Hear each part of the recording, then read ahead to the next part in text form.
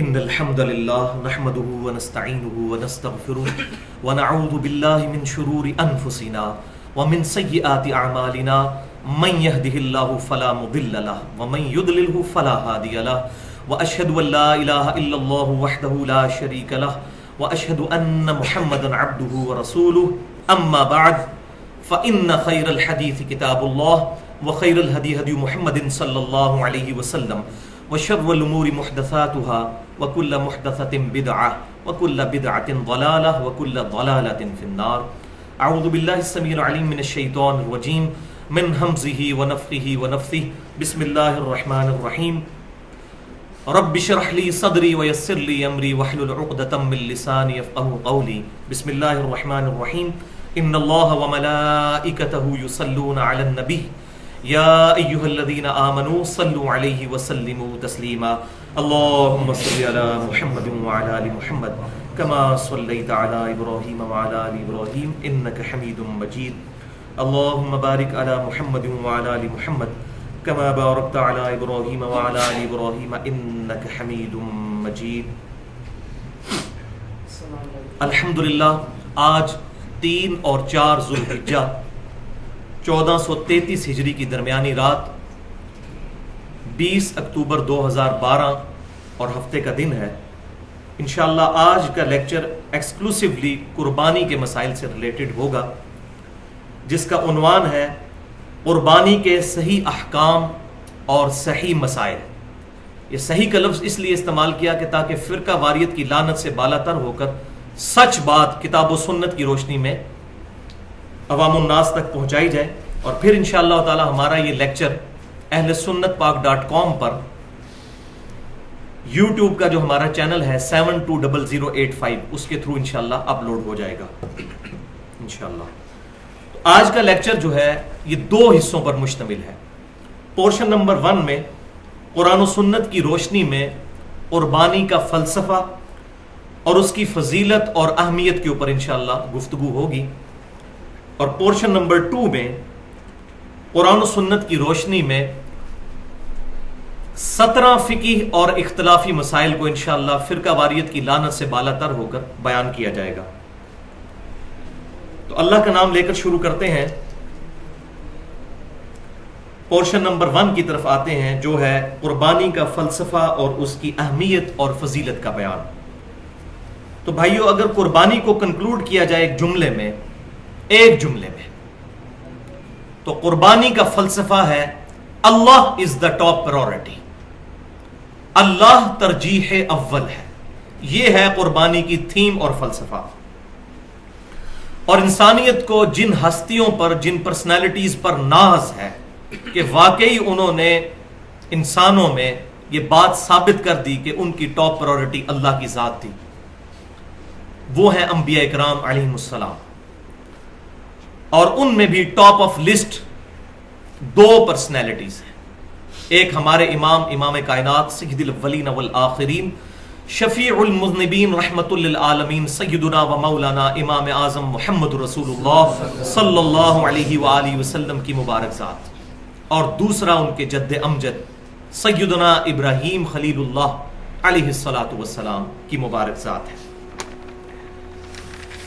جن کے بارے میں اللہ تبارک و تعالیٰ نے کیٹاگوریکل سٹیٹمنٹ دی قرآن پاک میں.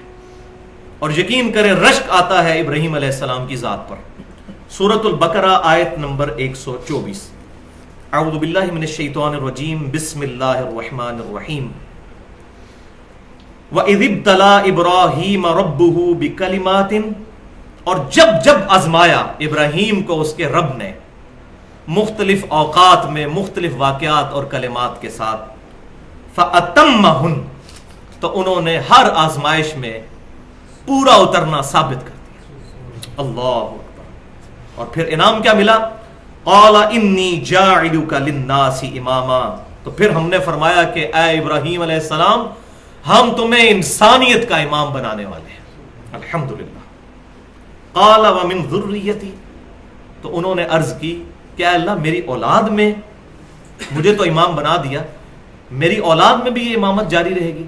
تو اللہ تبارک و تعالیٰ نے فرمایا قال لا ینال عہد الظالمین، کہ میرا عہد ظالم لوگوں تک نہیں پہنچے گا. اس میں امپلائڈ ہے کہ جو اچھے لوگ ہوں گے ان تک یہ پہنچے گا. اور پھر دیکھیں کہ اللہ تعالیٰ نے ہزاروں انبیاء کرام علیہ السلام سیدنا ابراہیم علیہ السلام کی اولاد میں بنی اسرائیل میں پیدا فرمائے، اور پھر سلسلہ نبوت بھی ابراہیم علیہ السلام کی اولاد میں سیدنا اسماعیل علیہ السلام نے امام کائنات صلی اللہ علیہ وسلم کی مبارک ذات پر مکمل فرمایا. تو ہمارے امام صلی اللہ علیہ وسلم کے بارے میں بھی سورۃ الانعام کی آخری آیات میں آخری رکوع کے اندر مینشن ہوا. بسم اللہ الرحمن الرحیم قل اننی ہدانی ربی الی صراط مستقیم. اے محبوب صلی اللہ علیہ وسلم آپ فرما دیجئے کہ مجھے تو میرے رب نے سیدھا راستہ دکھا دیا ہے. کون سا؟ دینا قیما ملت ابراہیم حنیفہ، یہ دین جو بالکل سیدھا ہے اور اس ملت پر قائم ہے کہ جو ابراہیم علیہ السلام کی ہے، جو حنیفہ تھے. یہ الف کے ساتھ حنیفہ، یہ امام حنیفہ رحمۃ اللہ علیہ والا نہیں ہے، یہ الف والا، سب سے ٹوٹ کر ایک اللہ کا ہو جانے والا، یکسو، ڈیڈیکیٹڈ. وما کان من المشرکین، اور ابراہیم علیہ السلام مشرک نہیں تھے. قل ان صلاتی، اے محبوب صلی اللہ علیہ وسلم فرما دیجئے بے شک میری نماز، ونسکی، اور میری قربانی جس کو آج ہم ڈسکس کر رہے ہیں، ومحیایا، اور میری زندگی، ومماتی للہ رب العالمین، اور میری موت بھی اللہ رب العالمین کے لیے ہے جو سارے جہانوں کا پالنے والا ہے. لا شریک لہ، میں اس کے ساتھ کسی کو شریک نہیں ٹھہراتا. وبذالک امرت وانا اول المسلمین، اور مجھے اسی بات کا حکم ہوا ہے کہ سب سے پہلے میں سر تسلیم خم کروں، سب سے پہلا مسلمان میں بنوں.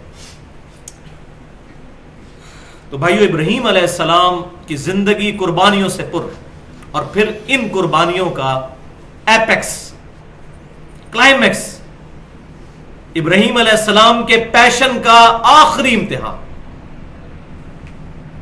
87 سال کی عمر میں اللہ سے رو رو کر بیٹا مانگا، بڑھاپے کا سہارا، اور جب اس کی عمر جسٹ 12-13 سال ہوئی اور ابراہیم علیہ السلام کی عمر 99 ایئرس، 100 سال کے قریب، تو حکم ہوا کہ اس بیٹے کو قربان کرو. یہ پوری ڈیٹیل ہماری کتابوں میں تو نہیں ملتی، البتہ اولڈ ٹیسٹمنٹ میں، تورات میں پوری ڈیٹیل ہے، اور تورات میں آج بھی موجود ہے کہ ابراہیم علیہ السلام کے 2 بیٹے، بڑے بیٹے کا نام اسماعیل اور چھوٹے کا اسحاق. ہاں، اس میں پھر وہ ٹیمپر ہو چکی ہے یہ چیز، لگتا ایسا ہی ہے کہ انہوں نے اسحاق علیہ السلام کو ذبیح اللہ کے طور پر پیش کیا ہے. ہماری کتابوں میں بھی ایسے اشارے ملتے ہیں، وہ انشاءاللہ اشارتاً میں ڈسکس کروں گا. تو سیدنا اسماعیل علیہ السلام کی قربانی کا وقت آ گیا. ابراہیم علیہ السلام کا آخری درجے میں امتحان لیا گیا، اور الحمدللہ ابراہیم علیہ السلام اس امتحان میں بھی کامیاب ہوئے، الحمدللہ. اب یہاں پر میرے پاس اتنا ٹائم نہیں کہ میں یہ بحث کروں کہ ذبیح اللہ جو ہے سیدنا اسماعیل علیہ السلام ہے یا سیدنا اسحاق علیہ السلام. البتہ یہ بات ضرور ہے کہ اہل سنت اور اہل تشیع کے ہاں ایسی روایتیں ملتی ہیں. ہمارے قدیم مفسرین میں خصوصاً امام طبری رحمۃ اللہ علیہ المتوفا 310 ہجری، جو پہلے 300 سال کے ہمارے اسلاف میں سے ہیں، وہ تو اسٹرانگلی بلیو رکھتے ہیں کہ ذبیح اللہ حضرت اسحاق ہے. اس کے علاوہ بھی کچھ اور تابعین بھی، اور ان کے مقابلے پر کچھ تابعین ایسے ہیں جو کہ سیدنا اسماعیل علیہ السلام کو ذبیح اللہ سمجھتے ہیں. البتہ اس سے کوئی فرق نہیں پڑتا، اس اختلاف سے فرق نہیں پڑتا، کیونکہ اصل بیچ میں بات یہ ہے کہ ابراہیم علیہ السلام قربانی کے لیے تیار ہوئے اپنے بیٹے کی. اس میں جسے شوق ہو تو مولانا مودودی رحمۃ اللہ علیہ نے بڑی انٹلیکچوئل بحث کی ہے سورہ الصافات پارہ نمبر 23 میں، آیت نمبر 100 سے لے کر 110 تک 11 آیات میں ابراہیم علیہ السلام کی قربانی کا ذکر ہے. اس کی ڈیٹیل آپ تفہیم القرآن میں پڑھ لیں تو وہاں پر انشاءاللہ آپ کو بات کلیئر ہو جائے گی. اور انہوں نے قرآن کے دلائل سے یہی بات ثابت کرنے کی کوشش کی ہے کہ موسٹ پروبیبل سیدنا اسماعیل علیہ السلام ہی ذبیح اللہ ہے، اور میرا بھی رجحان اسی طرف ہے. لیکن یہاں پر ہم صرف ان آیات کا ترجمہ اور مختصر سی تفسیر پڑھیں گے تاکہ ہم اپنے اصلی موضوع کی طرف آئیں. تو سورہ الصافات پارہ نمبر 23 آیات نمبر 100 سے لے کر 110 تک. بسم اللہ الرحمن الرحیم رب هب لی من الصالحین. ابراہیم علیہ السلام نے دعا کی کہ اے اللہ مجھے اپنے پاس سے نیکوکاروں میں سے کوئی اولاد عطا فرما. فبشرناہ بغلام حلیم. تو ہم نے ان کو بشارت دی ایک حلم والے بچے کی، پیشنس والے کی، برداشت کرنے والا بچہ. فلما بلغ معه السعی. تو جب وہ ان کے ساتھ بڑھ کر جوان ہوا اور چلنے پھرنے دوڑنے کے قابل ہوا، قال یا بنی انی ارا فی المنام. تو انہوں نے کہا کہ اے بیٹا میں نے خواب دیکھی ہے، انی اذبحک فانظر ماذا ترى، کہ میں تجھے ذبح کر رہا ہوں، اب بتا کہ اس معاملے میں تیرا کیا ارادہ ہے. اللہ اکبر. یہاں بات یاد رکھیے، بخاری اور مسلم کی متفق علیہ حدیث ہے کہ وحی کا ایک ذریعہ خواب بھی ہے، اور انبیاء کرام علیہ السلام کے خواب ڈیفینیٹ وحی ہوتے ہیں. عام مومن کا خواب بھی وحی ہو سکتا ہے لیکن ڈیفینیٹ نہیں. جب وہ واقعہ ہو جائے گا پھر آپ کہہ سکتے ہیں، پہلے نہیں بتا سکتے. بخاری اور مسلم کی متفق علیہ حدیث ہے کہ میری وفات کے بعد اب وحی کا سلسلہ ختم، صرف مبشرات باقی ہیں. پوچھا گیا وہ کیا؟ تو فرمایا کہ وہ خواب جو اللہ تعالیٰ اپنے نیک بندوں کو دکھائے گا.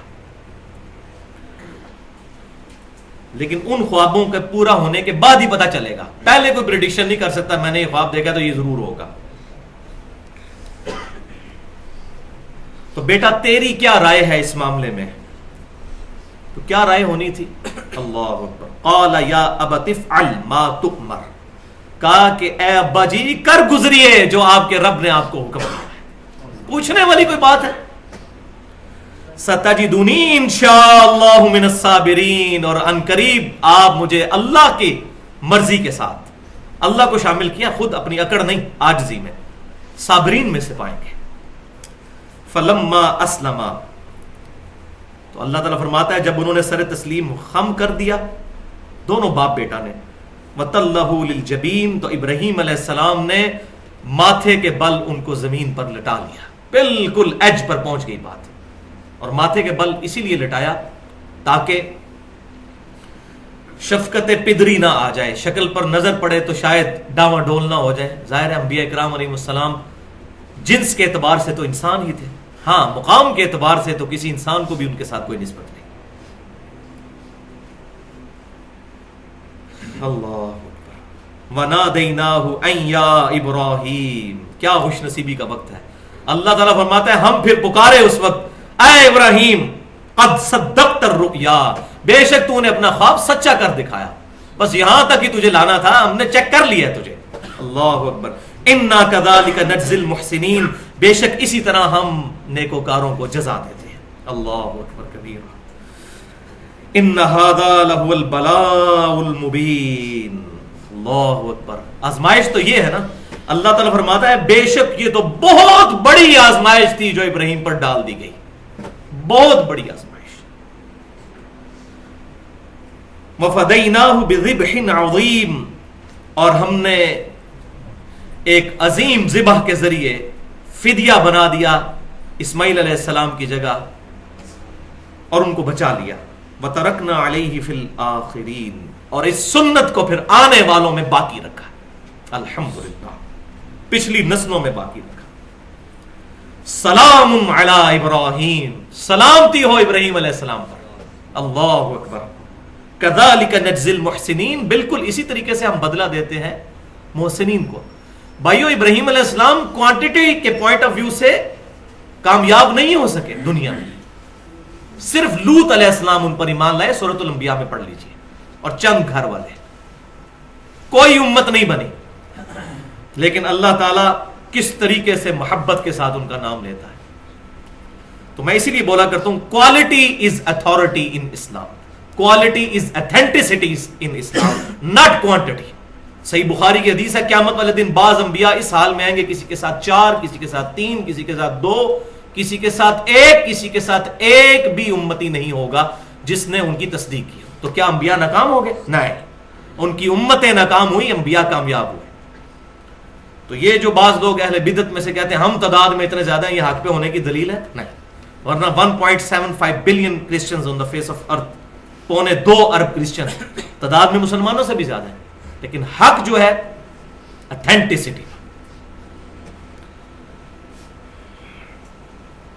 اس سنت کو اللہ تعالیٰ نے کیسے باقی رکھا کہ مسلمانوں کی سب سے بڑی انٹرنیشنل عبادت حج، اس کا لازمی جز بنا دیا قربانی کو، الحمدللہ۔ اور اس کا ذکر سورۃ الحج میں ڈیٹیل کے ساتھ موجود ہے، آیت نمبر 34 میں، اور پھر آیت نمبر 37 میں جا کر سورۃ الحج کی قربانی کا فلسفہ بھی بیان ہوا۔ اعوذ باللہ من الشیطان الرجیم، آیت نمبر 34 سورہ الحج۔ وَلِكُلِّ أُمَّةٍ جَعَلْنَا مَنْسَكًا، ہم نے ہر امت کے لیے بنایا ایک قربانی کا قاعدہ، لِيَذْكُرُ اسْمَ اللَّهِ عَلَى مَا رَزَقَهُم مِّن بَهِيمَةِ الْأَنْعَامِ، تاکہ تم اللہ کا نام لے کر مویشیوں میں سے کھاؤ جو اللہ نے تمہیں رزق دیا ہے۔ فَإِلَٰهُكُمْ إِلَٰهٌ وَاحِدٌ، پس تمہارا الہ تو ایک ہی الہ ہے، واحد ہے۔ فَلَهُ أَسْلِمُوا، تو اسی کے لیے سر تسلیم خم کر دو۔ وَبَشِّرِ الْمُخْبِتِينَ، اور بشارت ہے عاجزی کرنے والوں کے لیے۔ اور اس عبادت کا پھر فلسفہ، قربانی کی عبادت کا فلسفہ آیت نمبر 37 سورۃ الحج کی، اللہ از دا ٹاپ پرائورٹی۔ لَن يَنَالَ اللَّهُ لُحُومُهَا وَلَا دِمَاؤُهَا، ہرگز نہیں پہنچتا اللہ تعالیٰ کے پاس ان قربانیوں کا گوشت اور نہ ہی خون، وَلَٰكِن يَنَالُهُ التَّقْوَىٰ مِنْكُمْ، بلکہ اللہ تعالیٰ کو تو تمہارا تقویٰ پہنچتا ہے، گاڈ کانشسنس، کہ کس نے اللہ کے لیے قربانی دی ہے۔ كَذَلِكَ سَخَّرَهَا لَكُمْ، بالکل اس طریقے سے اللہ تعالیٰ نے مسخر کر دیا ان جانوروں کو تمہارے لیے۔ اب مجھے بتائیے اونٹ میں کتنی طاقت ہے، درجنوں لوگوں کو وہ اپنے نیچے دے سکتا ہے۔ اگر اس میں بھی وہی عقل ہو جو ہم میں ہے کہ اس کو پتا چل جائے میں نے فلاں دن قربان ہونا ہے، تو وہ تو رسی چھڑا کے بھاگ بھی جائے۔ تو اللہ تعالیٰ نے مسخر کر دیا، اتنے بڑے بڑے بیل اور یہ اتنے بڑے بڑے جانور انسانوں کے لیے اللہ نے مسخر کیے ہیں، ورنہ اگر ان میں وہی عقل ہو تو وہ چھری دیکھیں تو بھاگ ہی جائے توڑ کے۔ تو اللہ تعالیٰ فرماتا ہے ہم نے مسخر کیا ہے، لِتُكَبِّرُوا اللَّهَ عَلَى مَا هَدَاكُمْ، تاکہ تم اللہ کی بڑائی بیان کرو اس بات پر کہ اللہ نے تمہیں ہدایت دی ہے۔ اور یہی وجہ ہے کہ بخاری اور مسلم کی متفق علیہ حدیث ہے، نبی صلی اللہ علیہ وسلم بسم اللہ واللہ اکبر پڑھ کر جانور پر چھری چلایا کرتے تھے، اللہ کی تکبیر بلند کرو۔ وَبَشِّرِ الْمُحْسِنِينَ، اور بشارت ہے نیکوکاروں کے لیے۔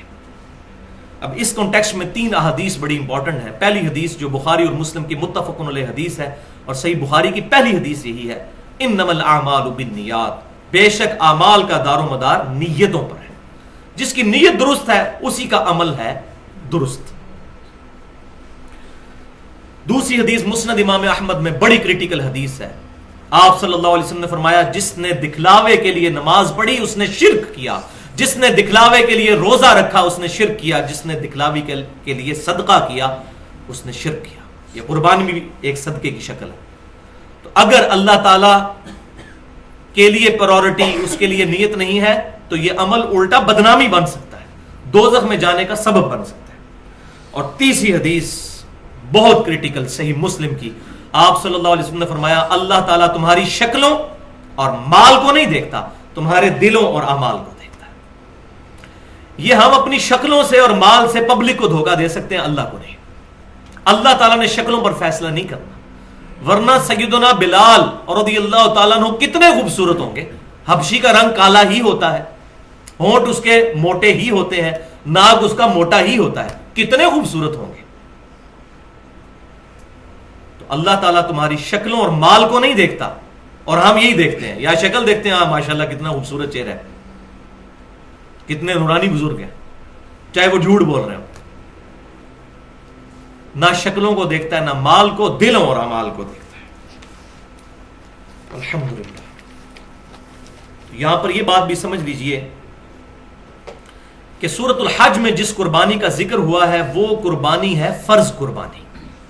اب یہ بڑی اٹینٹو ہو کے باتیں سننے والی ہیں، جس کو نیند آ رہی ہے بے شک خود کھڑے ہو جائے ایمانداری کے ساتھ تاکہ نیند اس کی ختم ہو جائے۔ بیسیکلی 2 قربانیاں ہیں، ایک قربانی وہ ہے جو حج کے موقع پر ہوتی ہے، یہ فرض قربانی ہے جو سورۃ الحج میں جس کا ذکر آیا، اور سورۃ البقرہ میں ذکر آیا کہ اگر کسی کے پاس وہ قربانی کا جانور نہ ہو تو 10 روزے رکھ لے۔ وہ فرض قربانی ہے، اس کو کہتے ہیں ہدی، اور دوسری وہ ہے جو ہم عید قربان کے موقع پر کرتے ہیں، اس کو کہتے ہیں اضحیٰ، الف ضاد حا یا۔ اور یہ جو دوسری قربانی ہے اس کا ذکر بھی قرآن پاک میں سورہ الکوثر میں موجود ہے، فصلی لربک وانحر، تو اپنے رب کے لیے نماز پڑھو اور قربانی کرو۔ تو اہل سنت اور اہل تشیع دونوں کا اس بات پر اجماع ہے کہ حج والی قربانی فرض ہے، اور یہ دوسری قربانی جو ہے عید قربان کی یہ فرض نہیں ہے۔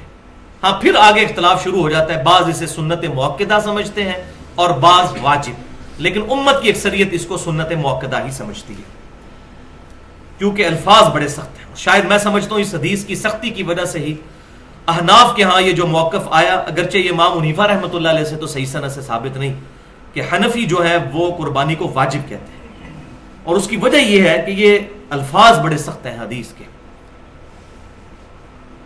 اور ہم اسے سنت کیوں سمجھتے ہیں وہ انشاءاللہ بعد میں اختلافی مسائل میں ڈسکس کروں گا۔ حدیث کیا ہے؟ سنن ابن ماجہ میں، مسند امام احمد میں اور المستدرک للحاکم میں، تینوں کتابوں میں صحیح سند کے ساتھ یہ حدیث موجود ہے، اور امام ذہبی نے بھی المستدرک میں اس کی صحت پر حکم لگایا ہے کہ آپ صلی اللہ علیہ وسلم نے فرمایا جو شخص استطاعت کے باوجود قربانی نہ کرے وہ ہماری عیدگاہوں کے قریب بھی نہ پھٹکے، وَلِعَوْذُ بِاللَّهِ، کتنی سختی، یعنی وہ عیدگاہ کے قریب نہ آئے جس کو استطاعت ہے اور وہ قربانی نہیں کرتا۔ وہ سخت الفاظ ہیں، اگر اس سے کوئی واجبیت نکال لے تو بعید نہیں ہے، ورنہ کم از کم سنت موقدہ تو ہے۔ اس کانٹیکسٹ میں دو اور احادیث بڑی اہم ہیں۔ پہلی حدیث صحیح مسلم کی ہے کہ آپ صلی اللہ علیہ وسلم نے فرمایا جس شخص کا قربانی کا ارادہ ہو تو وہ یکم ذوالحجہ کا چاند نظر آنے سے لے کر قربانی کرنے تک اپنے جسم سے نہ تو بال اکھیڑے اور نہ ہی ناخن۔ اسی لیے ہم نے تمام بھائیوں کو جو ہے وہ یکم ذوالحجہ سے پہلے یہ میسج کر دیا تھا کہ آج جس نے بھی غیر ضروری بال صاف کرنے ہیں یا ناخن صاف کرنے ہیں تو وہ کر لے، ناخن کاٹ لے، کیونکہ اس کی وجہ یہ ہے کہ پھر 10 دن کا گیپ آ جاتا ہے، اس میں کوئی حرج نہیں۔ صحیح مسلم میں حدیث ہے کہ آپ صلی اللہ علیہ وسلم نے زیر ناف بالوں اور ناخنوں کے لیے 40 دن کی مدت مقرر فرمائی ہے، اور اس پہ میری بڑی ایکسکلوسیو گفتگو ہے اپنی نوعیت کی منفرد اہل سنت پاک.com پر، مسئلہ نمبر 32 کے نام سے مسلمان مرد و عورت کے بالوں اور دیگر اعضاء کے احکام، اس میں میں نے ڈیٹیل کے ساتھ یہ ایشوز ایڈریس کیے ہیں الحمدللہ۔ تو بہرحال یہ صحیح مسلم میں حدیث ہے قربانی کرنے والے کے لیے۔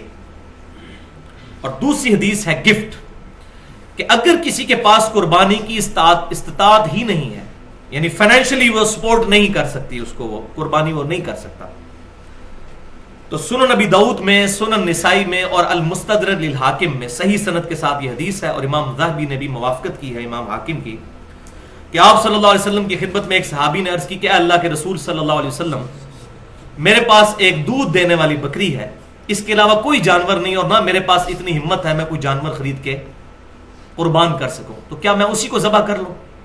تو آپ صلی اللہ علیہ وسلم نے فرمایا اس کو ذبح نہ کرو، ظاہر ہے وہ سورس آف ان کے پاس ایک انکم تھا یا ان کے معاملات چلانے کے لیے۔ تو پھر آپ صلی اللہ علیہ وسلم نے اس صحابی کو ایک نسخہ فرمایا ارشاد، اور فرمایا آپ صلی اللہ علیہ وسلم نے کہ عید والے دن باقی لوگ قربانی کر رہے ہوں گے، تم اپنے ناخن اور زیر ناف بال اور بغلوں کے بال یہ صاف کر لینا، اللہ کے ہاں تمہاری پوری قربانی لکھی جائے گی۔ اور اس میں یہ بات امپلائڈ ہے اس کے اندر یہ بات صحیح مسلم والی، کہ ایسا شخص بھی پھر یکم ذوالحجہ کا چاند نظر آنے سے لے کر عید قربان تک اپنے بال نہیں اکھیڑے گا اور نہ ناخن کاٹے گا، تو پھر باقی لوگ قربانی کرنے کے بعد بال صاف کریں گے جیسا کہ حاجی کرتے ہیں، اور اس میں حکمت یہ ہے کہ حاجیوں کی یہ نقل اتاری گئی ہے۔ تو یہ شخص اپنے بال صاف کرے گا، اللہ تعالیٰ پوری قربانی کا ثواب دے گا۔ اس کو شیخ البانی رحمہ اللہ نے ضعیف کہا اس روایت کو، لیکن جو ذوق وہ بیان کرتے ہیں وہ ذوق ہے نہیں اس کے اندر۔ الحمدللہ اصول محدثین پر یہ سونے کی مہر صحیح روایت ہے، اور یہ روایت میں نے بتایا سنن نبی داؤد، سنن نسائی اور المستدرک للحاکم میں ہے، اور امام ذہبی نے بھی اس کی موافقت کی ہے اس کی صحت پر۔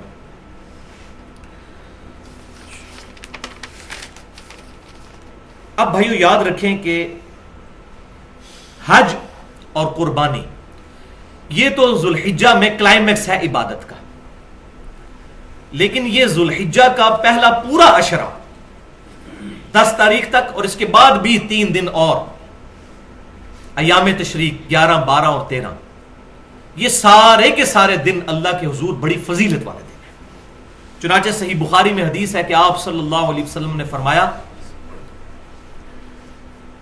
کہ باقی دنوں کی نسبت ان ذوالحجہ کے 10 دنوں میں کی گئی عبادت، اس کی فضیلت کو کوئی نہیں پہنچ سکتا۔ صحابہ اکرام علیہم رضوان نے عرض کیا کہ جہاد بھی نہیں، جو اسلام کا ایپیکس اور سمم بونم ہائیسٹ گڈ ہے۔ ایمینول کانٹ کی فلسفی میں ہائیسٹ گڈ کو کہتے ہیں سمم بونم، اور قتال پر میری پوری گفتگو ہے تقریباً 35 سے 40 منٹ کی اہل سنت پاک.com پر، قتال کی اہمیت اور کلمہ گو اہل قبلہ مسلمانوں کی تکفیر کی مذمت، مسئلہ نمبر 25 کے نام سے، تو یہاں محل نہیں۔ تو صحابہ نے پوچھا جہاد کرنے سے بھی افضل ہے اس میں نیک عبادت اور نیکی کے کام کرنا؟ تو آپ صلی اللہ علیہ وسلم نے فرمایا کہ ہاں جہاد سے بھی افضل ہے، مگر یہ کہ کوئی شخص مال اور اپنی جان لے کر اللہ کی راہ میں نکلے اور نہ مال واپس آئے نہ اس کی جان واپس آئے، یعنی وہ شہید کر دیا جائے، تو ایسا شخص ان 10 دنوں میں عبادت کرنے والے سے آگے نکل سکتا ہے، ورنہ خالی جہاد میں شریک ہونے والا بھی اس سے عبادت میں آگے نہیں نکل سکتا۔ الحمدللہ یہ حدیث انٹرنیشنل نمبرنگ کے مطابق صحیح بخاری میں 969 نمبر ہے، اور اس پر امام بخاری رحمۃ اللہ علیہ نے باب باندھا ہے جس میں تعلیقاً کچھ روایتیں لے کر آئے ہیں، اور ان کی سند بھی مصنف ابن ابی شیبہ میں اور باقی کتابوں میں صحیح موجود ہے کہ ابن عمر رضی اللہ تعالیٰ عنہما اور سیدنا ابو ہریرہ رضی اللہ تعالیٰ عنہ ذوالحجہ کے ان 10 دنوں میں بازار کے اندر بھی تکبیرات پڑھا کرتے تھے، اللہ اکبر اللہ اکبر، لا الہ الا اللہ واللہ اکبر، اللہ اکبر وللہ الحمد۔ اور پھر امام بخاری لے کر آئے کہ امام محمد باقر رحمت اللہ علیہ، جو سیدنا حسین رضی اللہ تعالیٰ عنہ کے پوتے ہیں، امام زین العابدین کے بیٹے، وہ نوافل نماز پڑھنے کے بعد بھی یہ تکبیرات پڑھا کرتے تھے۔ فرض کے بعد تو پڑھنی ہوتی ہیں، ایام تشریق میں وہ آگے آ بھی رہی ہے۔ تو یہ تکبیرات جو ہیں اللہ اکبر اللہ اکبر، لا الہ الا اللہ واللہ اکبر، اللہ اکبر وللہ الحمد، ان تکبیرات پر اہل سنت اور اہل تشیع کا اجماع ہے کہ یہی تکبیرات ہیں، اور اس کی تائید میں مسند امام احمد میں بھی یہی سی صحیح بخاری والی حدیث ہے کہ ان 10 دنوں میں اعمال کا ثواب جو ہے وہ جہاد سے بھی بڑھ جاتا ہے، اور 7 الفاظ ہیں کہ آپ صلی اللہ علیہ وسلم نے فرمایا کہ ان 10 دنوں میں کثرت کے ساتھ اللہ تعالیٰ کی تحلیل، تکبیر اور تحمید بیان کرو۔ تحلیل کہتے ہیں لا الہ الا اللہ کہنے کو، تکبیر کہتے ہیں اللہ اکبر کہنے کو، اور تحمید کہتے ہیں الحمدللہ، اور یہی اس کے اندر ہے، اللہ اکبر لا الہ الا اللہ واللہ اکبر، اللہ اکبر وللہ الحمد، حمد بھی آ جاتی ہے الحمدللہ۔ اور یہ جو ایام تشریق ہیں 10 11 12 اور 13 4 دن، ان کا اشارتاً قرآن پاک میں بھی سورۃ البقرہ کی آیت نمبر 203 میں ذکر ہے، وَاذْكُرُوا اللَّهَ فِي أَيَّامٍ مَّعْدُودَاتٍ، اور اللہ تعالیٰ کی یاد رکھو ان مخصوص دنوں میں۔ اور اسی کے کانٹیکسٹ میں امام بخاری 969 نمبر حدیث میں لے کر آئے کہ ابن عباس رضی اللہ تعالیٰ عنہ کہتے ہیں کہ ایام معدودات سے مراد ایام تشریق ہے۔ اور مصنف ابن ابی شیبہ میں ہے کہ سیدنا علی رضی اللہ تعالیٰ عنہ 9 ذی الحجہ کی صبح سے لے کر 13 ذی الحجہ کی مغرب سے پہلے تک یہ تکبیرات پڑھا کرتے تھے، جو الحمدللہ اہل سنت اور اہل تشیع کے ہاں یہ اجماعی مسئلہ ہے کہ حج والے دن یعنی 9 ذی الحجہ، اب حج سعودی عرب میں جب ہوتا ہے ہماری یہاں پر 8 ہوتی ہے، ہم اپنے اعتبار سے ہی بات کریں گے، شب قدر بھی یہاں کی ہوگی، 9 ذی الحجہ بھی یہاں کی، تو 9 ذی الحجہ سے لے کر 13 کی شام تک الحمدللہ اہل سنت کے ماننے والے تینوں گروہ، بریلوی، دیوبندی، اہل حدیث اور اہل تشیع بھی یہ تکبیرات فرض نمازوں کے بعد پڑھتے ہیں، ایک دفعہ کم از کم بلند آواز سے، اللہ اکبر لا الہ الا اللہ واللہ اکبر، اللہ اکبر وللہ الحمد۔ اور بھائیو انہی عبادات میں سے ایک عبادت ان 10 دنوں میں بہت فضیلت والی، وہ ہے یوم عرفہ یعنی 9 ذی الحجہ کا روزہ، جو صحیح مسلم میں حدیث ہے کہ آپ صلی اللہ علیہ وسلم نے ارشاد فرمایا کہ میں اللہ سے امید کرتا ہوں کہ 9 ذی الحجہ کا روزہ 2 سالوں کے گناہوں کا کفارہ بن جائے گا، 1 سال گزرا ہوا اور 1 سال آئندہ۔ الحمدللہ 2 سالوں کے گناہ کا کفارہ 9 ذی الحجہ کا روزہ بن جائے گا. لیکن یہ گناہ ہوں گے صغیرہ. کبیرہ گناہ صرف توبہ سے ہی معاف ہوتے ہیں, اور اس پہ میں نے ٹیکنیکل گفتگو کی ہے اہل سنت پاک.com پر, تقریباً 50 منٹ کی گفتگو ہے مسئلہ نمبر 18 کے نام سے, گناہ کبیرہ اور توبہ کا بیان, جس میں نے دلائل دی ہیں صحیح بخاری اور صحیح مسلم سے کہ جب کبھی بھی گناہ معاف ہونے کی بات ہوتی ہے اس سے مراد چھوٹے گناہ ہیں, کبیرہ گناہ صرف توبہ سے معاف ہوتے ہیں. تو یوم عرفہ کا روزہ صرف غیر حاجیوں کے لیے ہے, کیونکہ صحیح بخاری اور مسلم کی متفق علیہ حدیث ہے کہ آپ صلی اللہ علیہ وسلم نے یوم عرفہ کا روزہ خود نہیں رکھا تھا, کیونکہ آپ حج کی حالت میں تھے. صحابہ نے آپ صلی اللہ علیہ وسلم کو مشروب پیش کیا تو آپ نے اعلانیہ طور پر پیا, تو صحابہ کو یہ بات پتہ چل گئی کہ آپ صلی اللہ علیہ وسلم کا خود روزہ نہیں ہے. تو غیر حاجی اپنے علاقے کے مطابق 9 ذی الحجہ کو چاند دیکھنے کے اعتبار سے روزہ رکھ لیں گے. اب اس میں تھوڑی سی کنفیوژن پائی جاتی ہے, میں چاہتا ہوں کہ یہ بھی ایک جو آج کل پخ چھوڑی ہوئی ہے جدید محققین نے, اس کا بھی رد کر دوں کہ بعض لوگوں نے یہ بات مشہور کر دی ہے کہ ہم سعودی عرب کا جو 9 ذی الحجہ ہے یوم عرفہ اس کے مطابق یہاں روزہ رکھیں گے. تو میں یہ سمجھتا ہوں کہ یہ تعلیم کی کمی ہے. اس کی وجہ یہ ہے کہ 8 سے 30-40 سال پہلے تک ہمارے فرشتوں کو بھی یہ بات نہیں پتا تھی کہ سعودی عرب میں کس دن عید ہونی ہے, کیونکہ کمیونیکیشن ہی کوئی نہیں تھی. تو 1400 سال سے مسلمان اس فضیلت سے محروم ہے کہ وہ 9 ذی الحجہ کا روزہ ہی نہیں رکھ سکتے, ان کو پتہ ہی نہیں چلے گا. اب موبائل آیا نا سامنے, تو 1400 سال سے مسلمان اس فضیلت سے محروم ہے.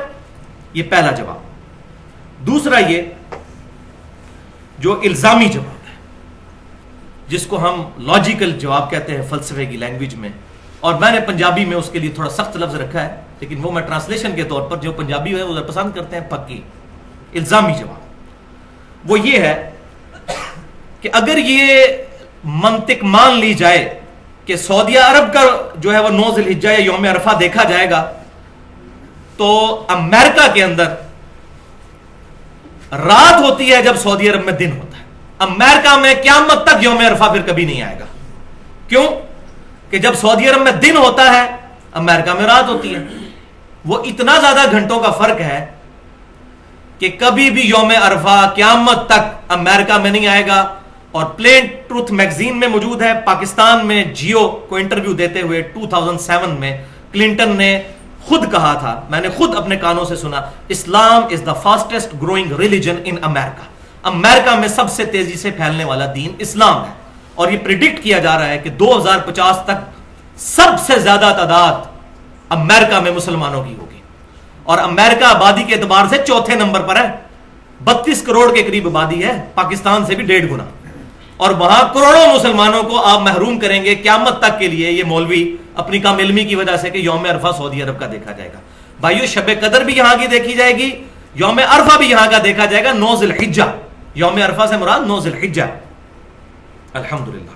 تو یہ دلیل ہے جس کو سورۃ الانفال میں فرمایا گیا, جو ہلاک ہوا دلیل سے ہلاک ہوا, جو زندہ ہوا دلیل سے زندہ. تو میں نے اپنی دلیل الحمدللہ بتا دی ہے اس میں. اور پاکستان میں انشاءاللہ 1433 ہجری میں 9 ذی الحجہ 26 اکتوبر 2012 کو آئے گی انشاءاللہ, ہفتے کے دن, جمعے کے دن. ہفتے کو تو عید ہے, تو اب وہ والی حدیث بھی اپلائی نہیں ہوگی کہ اکیلے جمعے کا روزہ نہیں رکھ سکتے, کیونکہ یہ پرٹیکولر اب بات آ گئی. تو جمعے کا روزہ رکھ سکیں گے, یہ پرٹیکولر اس کے لیے دلیل خاص مل گئی ہے, وہ عام حکم ہے. تو 26 اکتوبر 2012 کو ہمارے اس جہلم شہر میں ختم سحری ہے 4:55 پہ, اور افطار ہوگا انشاءاللہ شام 5:20 میں. تو انشاءاللہ روزہ خود بھی رکھیں اور گھر والوں کو بھی رکھوائیں. بہت فضیلت ہے اس روزے کی. 1 سال گزشتہ اور 1 سال آئندہ کے گناہ انشاءاللہ معاف ہو جائیں گے. تو یہ الحمدللہ ہماری پہلے حصے کی گفتگو مکمل ہوئی.